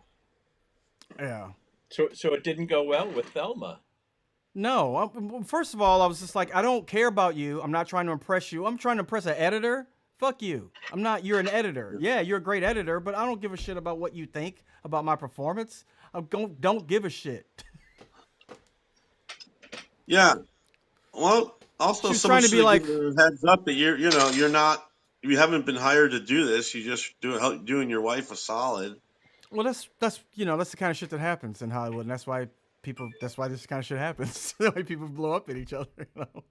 It's like I'm here for something. You don't know why I'm here. You think I'm just some actor, and you're treating people like that, which I didn't appreciate anyway. I'm like, fuck that. You're fucking editor. You're not the director. You're not Scorsese. She was acting like Scorsese. Like, next. No. I'm like, okay, come on. Just tell me what you want or don't want. If you don't like what I'm doing, we can move on. But we're not doing that shit. Not now. Not today. I'm not going to get yelled at today. I'm not getting yelled at. Fucking ever. Whatever happens. Not doing somebody a favor? No. For a pro fucking bono. No. Yeah, not for a pro bono. Come on. Ridiculous. Yeah. If you get a call to do a Scorsese movie and they call you in and they're being a pain in the ass, like, whatever, this is your thing. You called me in, but that's a pro bono gig. I had somebody do that with me, like doing a show, a fucking stage show with him, and a director, who was a director at Second City. I won't say who it was, but he was directing the stage show, and I came in late, and I'd been working, and he was just like, "Oh, you're late," and I was just like, "Are you paying me anything? You realize we're not at Second City anymore. You can go fuck yourself, right? I'll get here when I get here." Oh, he's like, and he went, "All right." And I'm like, "Yeah, man, we're not working. What the fuck is wrong with you?" I'm late. Yeah, fucking late. I may not be here. It was just somebody, like a friend's, like, stage show, like, obviously that I was doing for free. And I came in, I had been working, and I'm like, don't ever fucking tell me, like, chastise me. Like, everybody try to be here, and like, hey man, no, that's not what's happening with this. Are you paying? I'm sorry. Are you paying me? Did we come up with some arrangement or something? Oh no! Yeah. Oh, well then fuck off, man.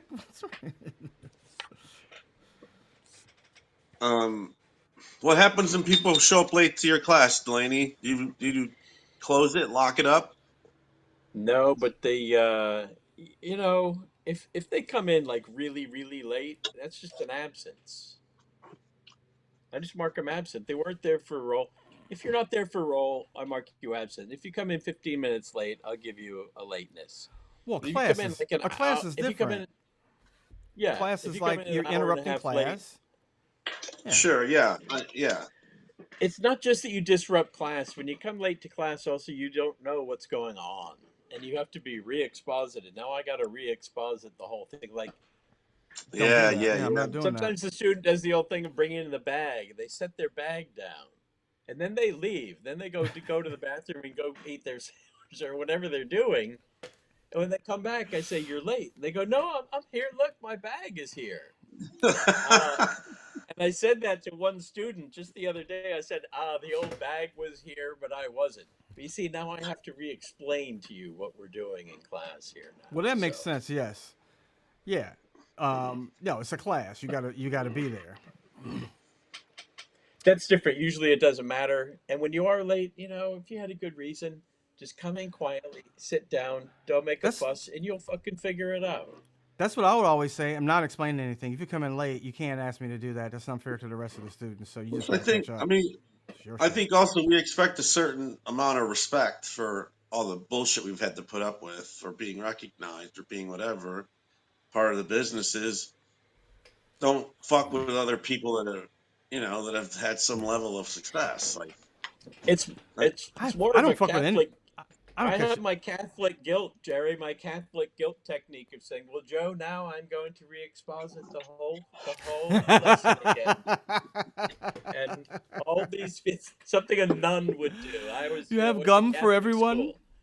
This is the Catholic thing to do, is say, now everyone's going to have to suffer through me Listen, explaining the assignment. a class. I think a class is a class in that you're always at the mercy of the teacher, and you paid for it. You paid for it. If you don't like it, then don't pay for it. Try to get your money back or whatever. That's different. The teacher yeah, makes the I know. rules.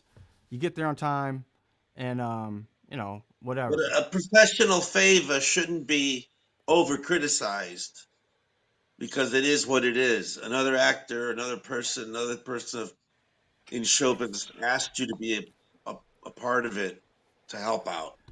Well, yeah, and it's gonna be that way. That's the thing. It's just like there's nothing keeping me here. So it's like I will tell you to fuck off because I don't have anything to lose by doing that. Yeah, yeah. Yeah, we try. I always try to be professional, and always be on time. If you can't be on time, you just let people know I'm going to be late, and it's fine. That's the professional thing to do, and you can do that in the biz too. You just can't be late willy nilly. If you tell them I can't make it until 1 on this day, then Oh, that's of fine. course. Yeah, of course. Yeah. Um. Yeah, of course. Or the courtesy of like, anything. I'll be on time if I can be. Um. But But things yeah, happen. the part of it what we were talking about was, yeah, somebody taking advantage of you doing something, for them, a favor for them. Yeah, no, that's different. Like if I'm coming to pick you up for the airport and I'm late, yeah, that's shitty. If I'm an hour late, you can't be like, well, I gave you a ride, fucking get mad at me. Dude, I'm I here know. now. Yeah, Hours late. Mike yelled at me. Mike yelled at me because I was like 45 minutes late.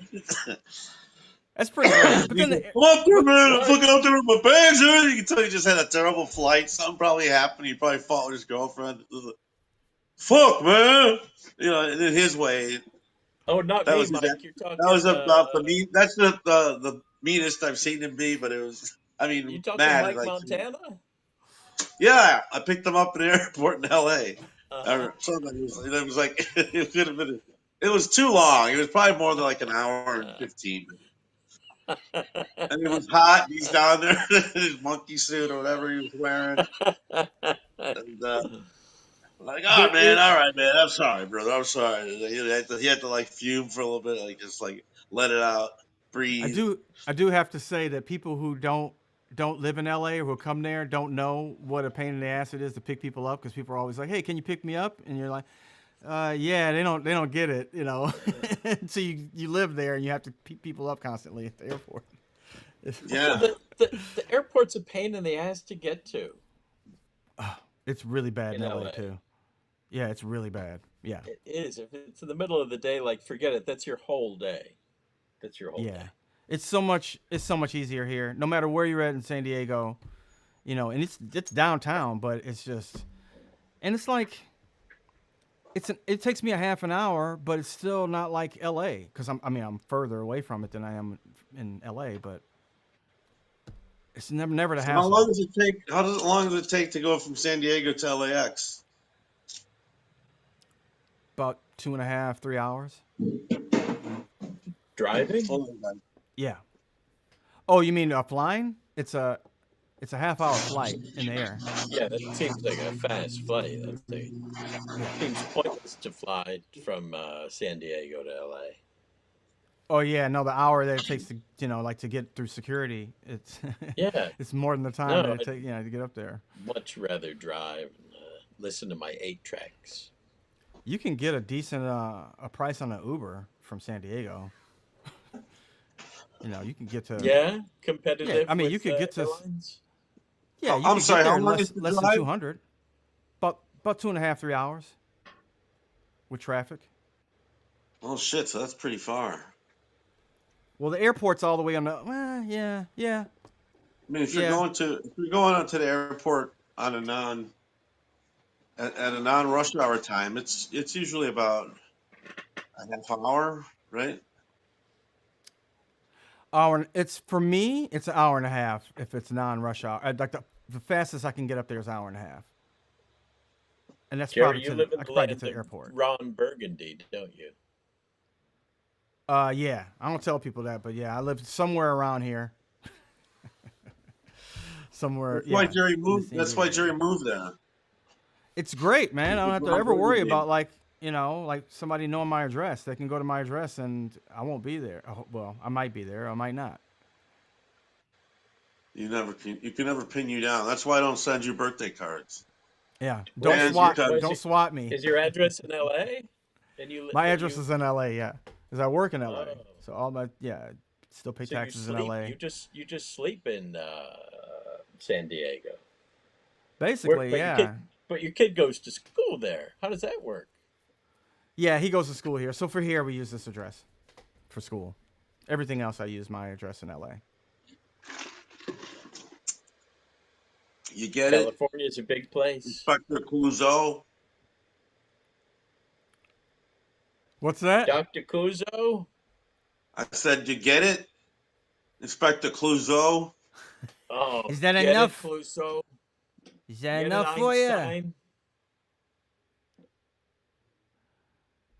Marco Rubio's not a new role.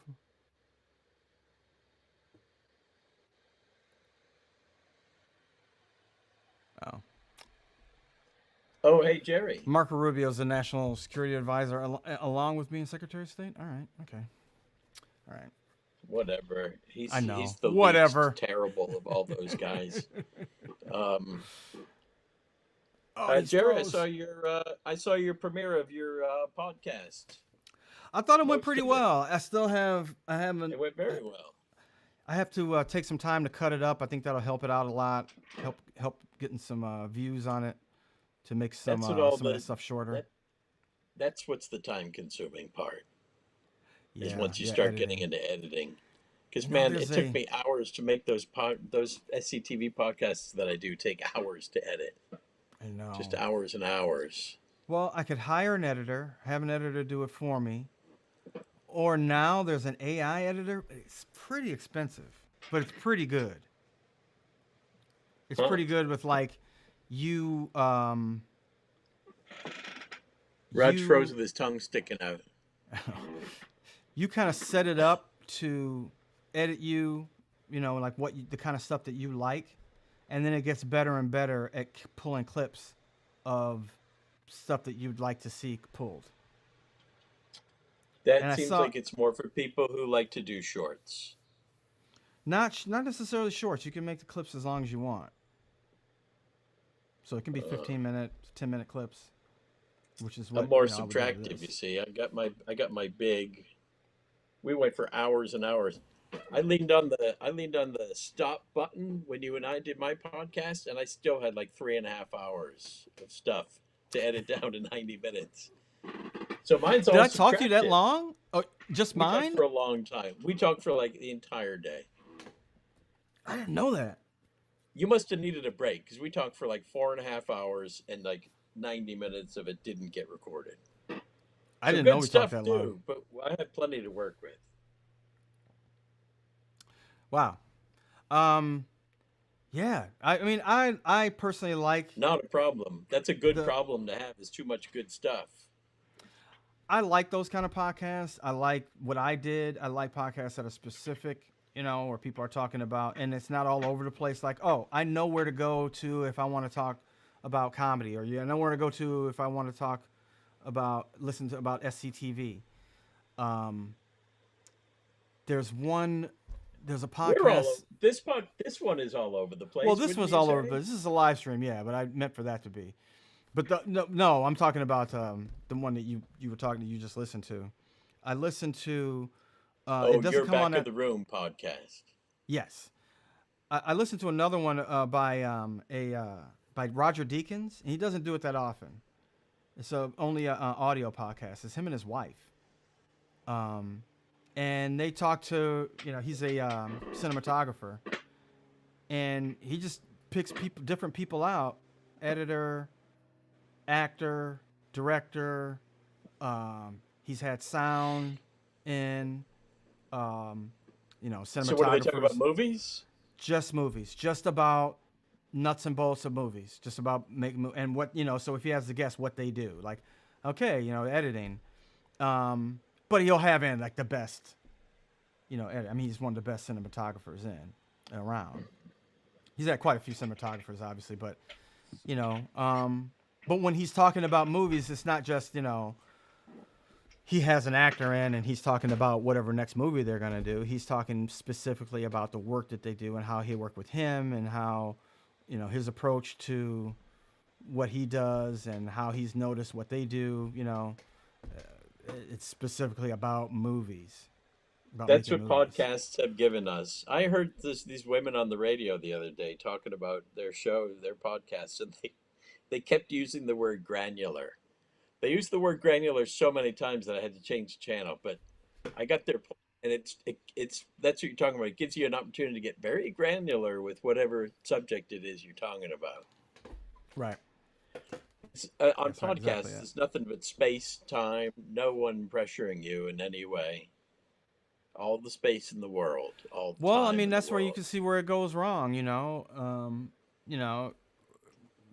with Rogan and stuff. Like, I'm sure he's got the best intentions in the world, or he just thinks it's interesting. No, he doesn't. No, he doesn't. He says, if you have 3 hours to talk to some nut, that's 3 hours of him getting out complete bullshit and somebody being able to go like, oh, well, I can kind of listen to that. And the worst thing about it is that it's 3 hours of somebody putting it on in the background, which is the worst kind of influence because you're not making you're not making any critical decision about it. It's just playing in your head. Stuff like plays like that in your head, all of a sudden you just start believing it. You're not making any judgment of it. It's like I'm doing something else, and I hear that maybe Hitler wasn't so bad, and and after a while it's like maybe it wasn't so bad. I don't know. I heard this guy who was kind of like talking about it, and yeah, especially if it gets reinforced, and if you're looking for reinforcement of anything, you can find it very easily. Right? Absolutely. Try to get Horatio to come back. Let's see. Oh, let's come back. Let's get him back in time so we can sign off. Yeah, maybe he can't. What's next for Back of the Room podcast? I really, really wanted a specific guest, and I'm having a hard time getting in touch with him. I got his number and tried to get in touch with him. It's obviously not his number, but I wanted that guest before I did anything else. Just to kind of set the tone on the rest of the show. So if I can get him, that'll be the next one. And hopefully I'll get him in the next couple of weeks. If not, there's another one that I want to get that's like the same kind of guest.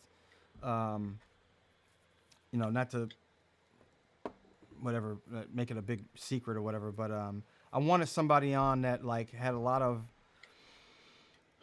to say about the state of comedy, and that's been doing it for a long time. That would be considered like a elder statesman or whatever. So there's only a few people that could actually do that, and so hopefully that'll be the next one. I think that'll set the tone for what the rest of this is going to be. Well, look forward to that. But that was good, though. I was happy to do one. I wanted to do one with somebody that I didn't know, because a lot of these people that I do have in mind, I do know very well, and I don't know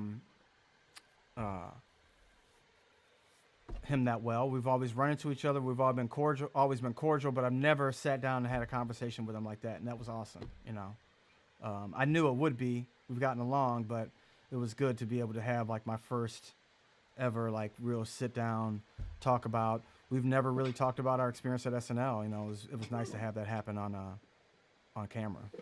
So if anybody hasn't seen that, play in the back of the room. It's on my channel. It's on this channel. A very good interview with Dean Edwards, who replaced me on Saturday Night Live. I hadn't even really thought about that, but before. Really, those are back. So he came in the season after you left. He came in right after I left. Yeah. And like, it's like most people, you can't say that, or you replaced me, but it was the other black guy. So No, in this case, it kind of is that way. And he came in specifically to do what they were saying, like what the kind of stuff that I didn't want to do, which was like impressions. Although I guess everybody has their own strength or whatever, But he was there for 2 seasons, and I think Finesse came right after him. So there was this like succession of black guys in the early 2000s. Wow! That all didn't funny last on the show guys. for a long time. They fired all of you guys after 1 season. That's crazy. I think. Oh no, Dean was on for 2, and then and I want to say Finesse was on for maybe 3. No, he may have been. Was it that long? I think so. They started in with firing some people mid-season sometimes. That's always well. weird. They were still doing the firing thing, I think that was something. Mitchell,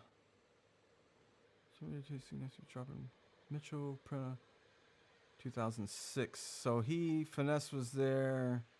Yeah, he was there for 3 seasons. 2003. Yeah, and he was a full cast member too. And he left right after he was cast member. Horatio, and Chris all left at the same time. Parnell. That's cool. I was much older than 1 year and 3 years mashed together pretty good. It's still a short stint, 2 and 3 years, relatively short. Well, definitely short to be Chevy was to have. One and done. Chevy was one and done, although he left on his own. But that was, it was different. I think that there are people like Riggle, me, Keckner,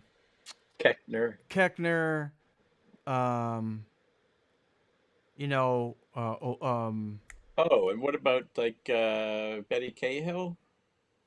Yeah, Beth Betsy, Cahill. Beth. What's his name? Who wrote the book? We were just talking about him last week. Jay Moore.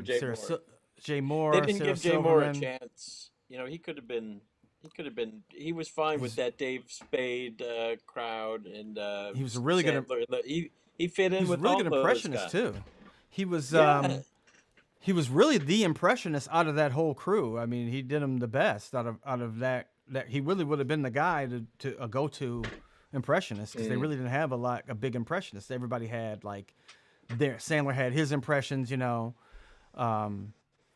yeah, he really would have worked well on the show. But yeah, there's a lot of people like that. Sandler had the same secret weapon that Jimmy did, which was the guitar. He was cute. Girls liked him. That guitar goes a long way. Those update pieces they would do, the both of them. Yeah. Yeah, cute. I didn't Yeah, get I mean, it. I that's didn't get Sandler till I didn't get him during the day because in the sketches he always laughed, and the update pieces were cute, but nothing for me to like want to talk to my friends about. Yeah, I got it. I mean, you know, it was around the same time. He was doing a kind of humor that was like just working. I mean, at the same time, you know, Dice was big. I didn't like Dice. Early '90s. No, for I us, didn't it's like Dice at all. He never made me laugh. I thought he was mean. He was crude. He was crass. The one thing I could say about Sandler was that I knew that he was funny, that he could do stuff like that. He could walk the line. He could walk the line with bro comedy, if you could call it that. I don't know if anybody called it back then. I did think he was funny, but I didn't like Canteen Boy. I didn't like Canteen Boy either. I didn't think it was funny, but a lot of people did. But that kind of stuff was like, I mean, I wasn't that big of a fan of the golf movie. It's funny, you know, in its own way, but it's like, you know, it's a big. To be fair, I never saw it all the way through, but I started to like other Sandler movies, and I like him. I like him. I like The Wedding Singer. Like that's my style. That's my Sandler. Was good too. The one where he's a jeweler, Kevin Garnett's in it. Oh, that's excellent movie. That's not comedy. I mean, I'm talking about his movies. That movie is a sappy movie. That's a not they don't call them tragic comedies. It's a dramedy. Yeah, exactly. Yeah, no, that I'm talking about his what would be considered an Adam Sandler comedy, you know, because he's got some stinkers that people don't like. I know, and he's but got some ones that I like. He does. You know? The ones that are fun, like those David Spade movies are fun. Mm-hmm. Like Joe Dirt and stuff like that. Joe Dirt's totally watchable, isn't it? It's pretty stupid though, yeah. It's completely dumb, but that's the movie you have on while you're cleaning the living room. Yeah, like I can tolerate that being on. Yeah. Yeah. Well, also there's a certain thing, like I've done a lot of projects like this too, where I'm like, that appeals to the 14-year-old sense of humor in me, where, you know, like. That's what SNL movies do. Exactly. Those are my favorite. I knew at the time that Wayne's World wasn't the pinnacle of humor, but for my age at that point in time, it was. I knew that I was gonna like stuff that was better. You know, I knew it was a silly movie. I knew that they hardly had enough material for it, but it was like that was where my head was at. That sketch, that was perfect. That was like that kind of comedy. I'd watch it now. Yeah, no, it's not a perfect movie. It's not a perfect comedy. Just the other day, I told somebody, I was telling Milo or someone that movie is a movie of its time. Wayne's World? Wayne's World was the exact right movie for its time. I rewatched it. It's still a fun rewatch. The one I preferred, though, was of that style was Coneheads. Coneheads was like, yeah, I really liked it. I mean, I remember wishing that it had come out when they were actually doing the Coneheads. So it was a long time after they did it in the. They did. I saw 90s. this crusty old cartoon they did. It was written by Franken and Davis. Oh, really? It's Franken and it's Aykroyd and Davis's convention or concoction that the. Oh, they came up with it. Coneheads. Yeah, which you can read about in Tom Davis's book, 39 Years of Short-Term History Loss, about how they went to Easter Island, took a bunch of LSD. And they never forgot the heads, and if you notice the Conehead, one thing Cone didn't like is that they lowered the head on the Coneheads. On SNL, the heads were insane. they were insanely high, but for the movies, everything has to get toned down. That's right, a little bit, right. You know? Well, yeah, they'd be hitting a boom mic. And the way Lorraine couldn't play. If it was TV, maybe. Anyway, so it's this cartoon version. There's 3 episodes of the Coneheads, and it's basically the story of the movie. He crashes the spaceship, but that's always been their lore, that they crash into Michigan. But they go back to Remulac and all that. Well, in the cartoon, in the movie they do, yeah. Yeah, but in the cartoon, they could really go for it because it's a cartoon. It's a pilot. Wow.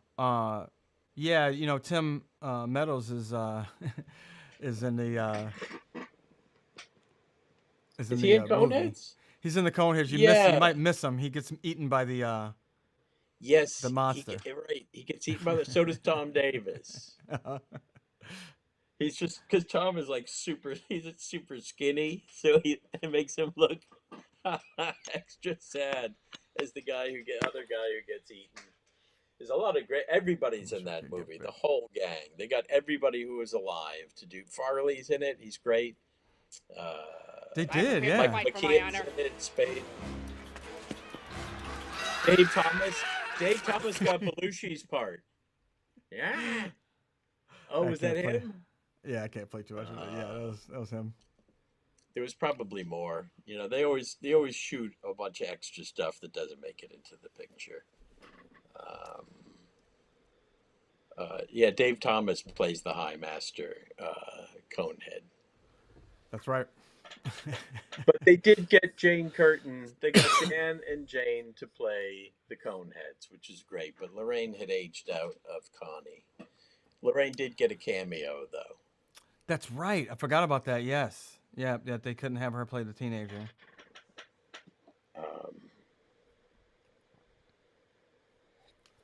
France. Sinbad. Sinbad is in there. That's right. Sinbad is in this movie. Mm-hmm. That's crazy. And I thought, gee, He I'm was gonna making be a lot of seeing movies around that time. Yeah, I thought I was going to see him in a lot more movies, and then boom, he really disappeared from the movie scene. I imagine he's still got a stand-up career. Or did he kind of retire? He still does stand up. Yeah, he's still going around. Yeah, I cannot really tell you what happened to him. I felt like he got sick or something at one point in time, but I've seen videos of him. That's the cardinal still sin. travels. That's the worst Getting sin sick. you can commit in the Don't get business. sick. To be sick. I know. I'm canceled for being sick. I'm permanently canceled. Do not.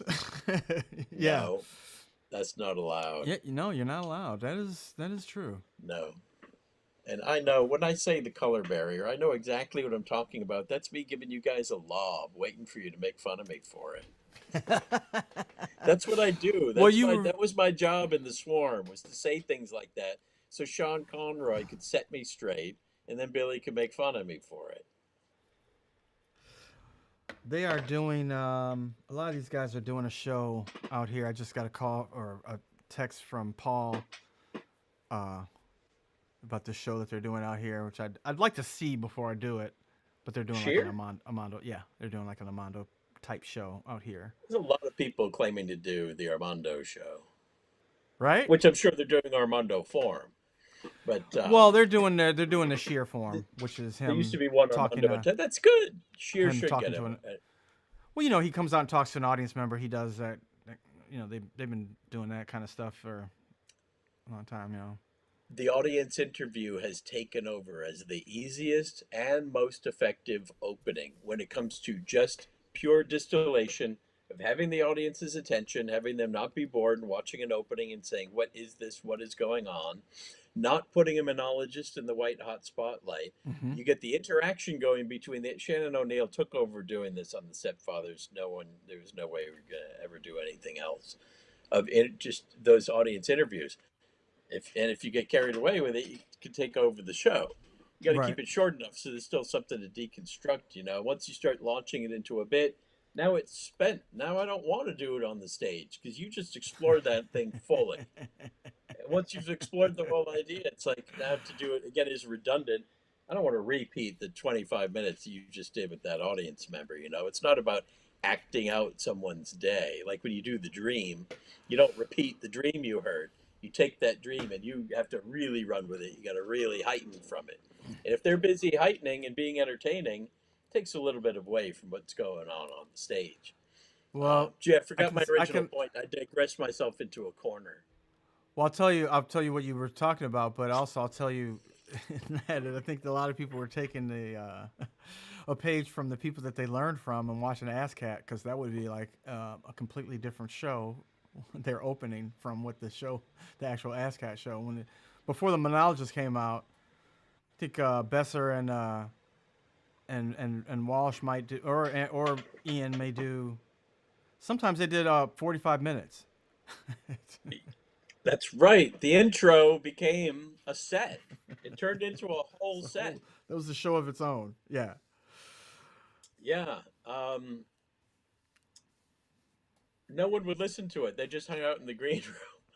Yeah, yeah. Sometimes I would go listen to the whole thing because you could use it for callback. I realized this is part of the show.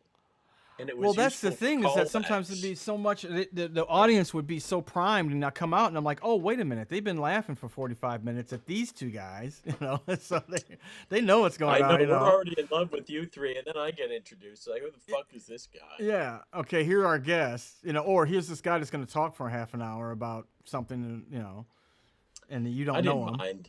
I never cared. Hey, man, it's their theater. It's their flagship show for their theater. That's it. That's what if it people are makes coming. them They're coming there happy, for.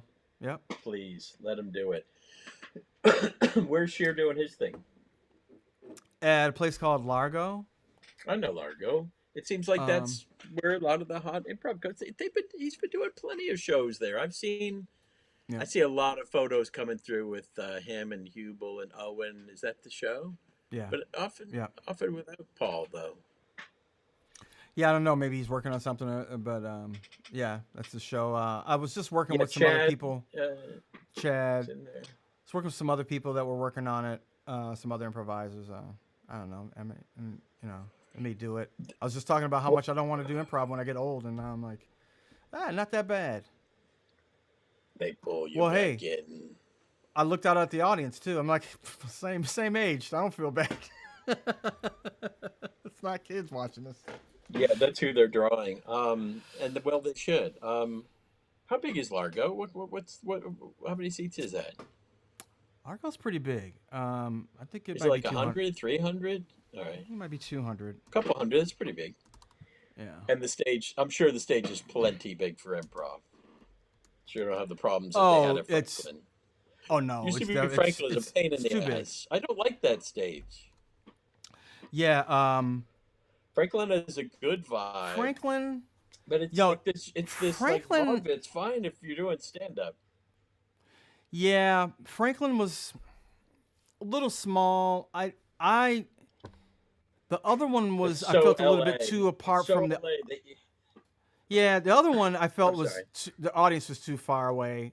I didn't. But then again, I don't know. Doing shows, I didn't mind it though. The newer space. Franklin was the home base, but that was the home base. Franklin, I was Even used when to. they opened the big space, that was Well, Franklin still was kind a of the heart. and Franklin was a theater. Like they bought that as a theater space, and that was a space I had been to Right.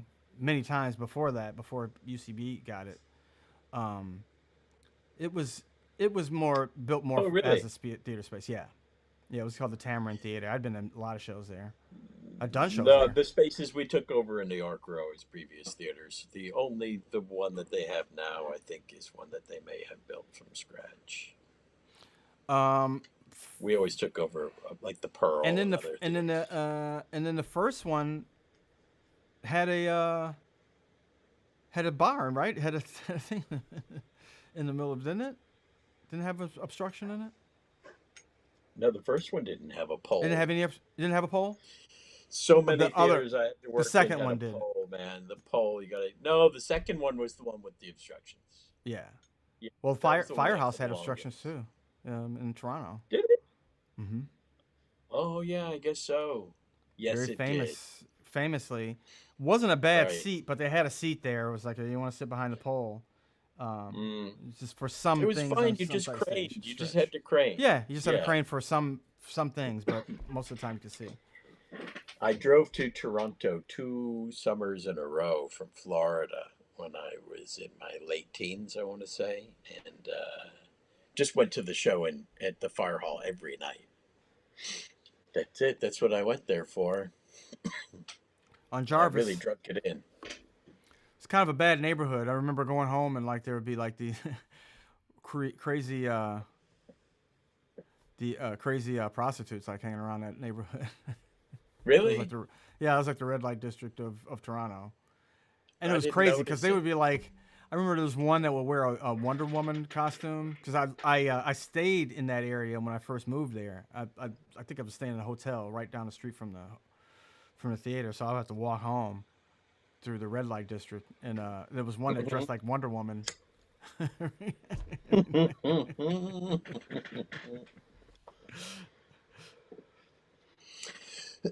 you remember when that? Excuse me. There was that SCTV episode where the SCTV was taken over by the CBC. There was a janitor's strike, and it crippled the station, and so they had to broadcast CBC. So it was all the SCTV versions, and they did a spoof of this movie, Going Down the Road, and they called it Garth and Gordon, Fiona and Alice. And, I've since seen Going Down the Road, and it is the most Canadian thing ever. And they keep going to Young Street, and that's their sort of refrain. That's sort of one of their memes, one of the tags. It's they're bored, they don't know what to do. Young Street. So I didn't know anything about Toronto. I didn't know anything about Canada. So I just took my cue from that sketch, and I was there with my friend Nikki Katsipoulis the second year. First year with my mom. Next year she sent me with Nikki in her Cadillac. And she gave me her credit card to get a hotel, pay for the Second City shows, and to eat with. She had a good year in real estate, I guess. And boy, we had time of my life. That's great. Right at that age, 18, 19 years old, me and my old buddy from school get to go up to Toronto. And just went to Yonge Street. Yonge Street, I did this. I did exactly the same thing. Didn't know about Second City then, but we went. We used to go to Toronto just to hang out, and went up there with a friend. We actually went to Montreal too, and yeah, same thing. We went shopping on Yonge Street. Yonge Street is like a main street in Toronto, and there's a big mall on Yonge Street, and we went shopping and came home. That's what you did in the 70s and the 80s. You tried to find the hippest neighborhoods you could go to where there was like a concentration of food and shops and stuff, because records was a huge thing. Records and movies, and it was pre-internet, so media was at a premium. And there was always the great albums and books and things that you heard of and hadn't read or couldn't find. And so record shops were always the big attraction, and the hope that you'd find some bootleg or some perfect album of your favorite band that you'd never heard before. There was always the promise of a great find when you went to a new city or a new town. That's still there, but not as much in music because everything's so electronified. My brain's been psychedelicized. Everything's been electronified. We used to do that a lot. Song, time, my mind's been psychedelicized.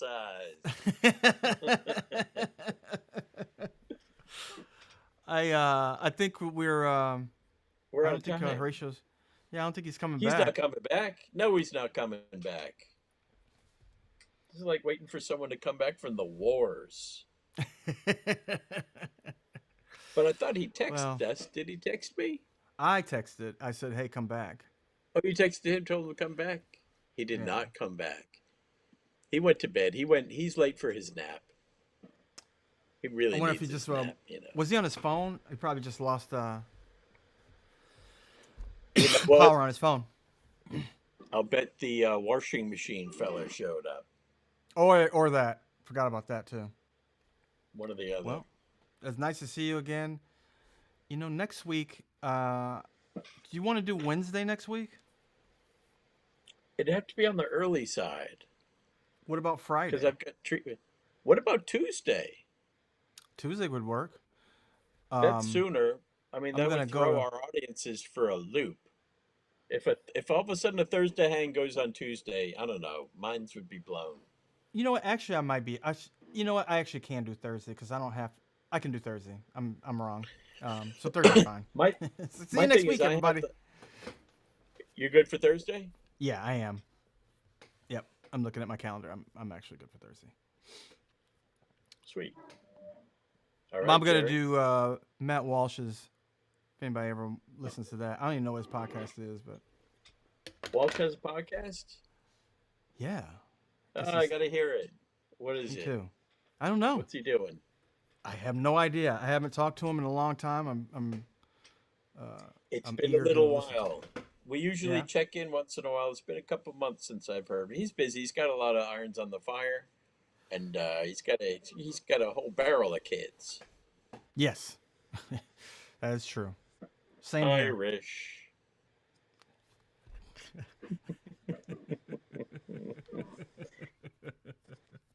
Those Irish. I'm an unusual Irishman. I don't drink, and I only have one child. Maybe the 20% of Irish in me is that too. My wife is. Are you 20% Irish? I guess so. In You my, know what? My mom's genetics. My mom's genetics came back 2% Nigerian. Ah, Boom. see, yeah, and I'm 80% Nigerian, so.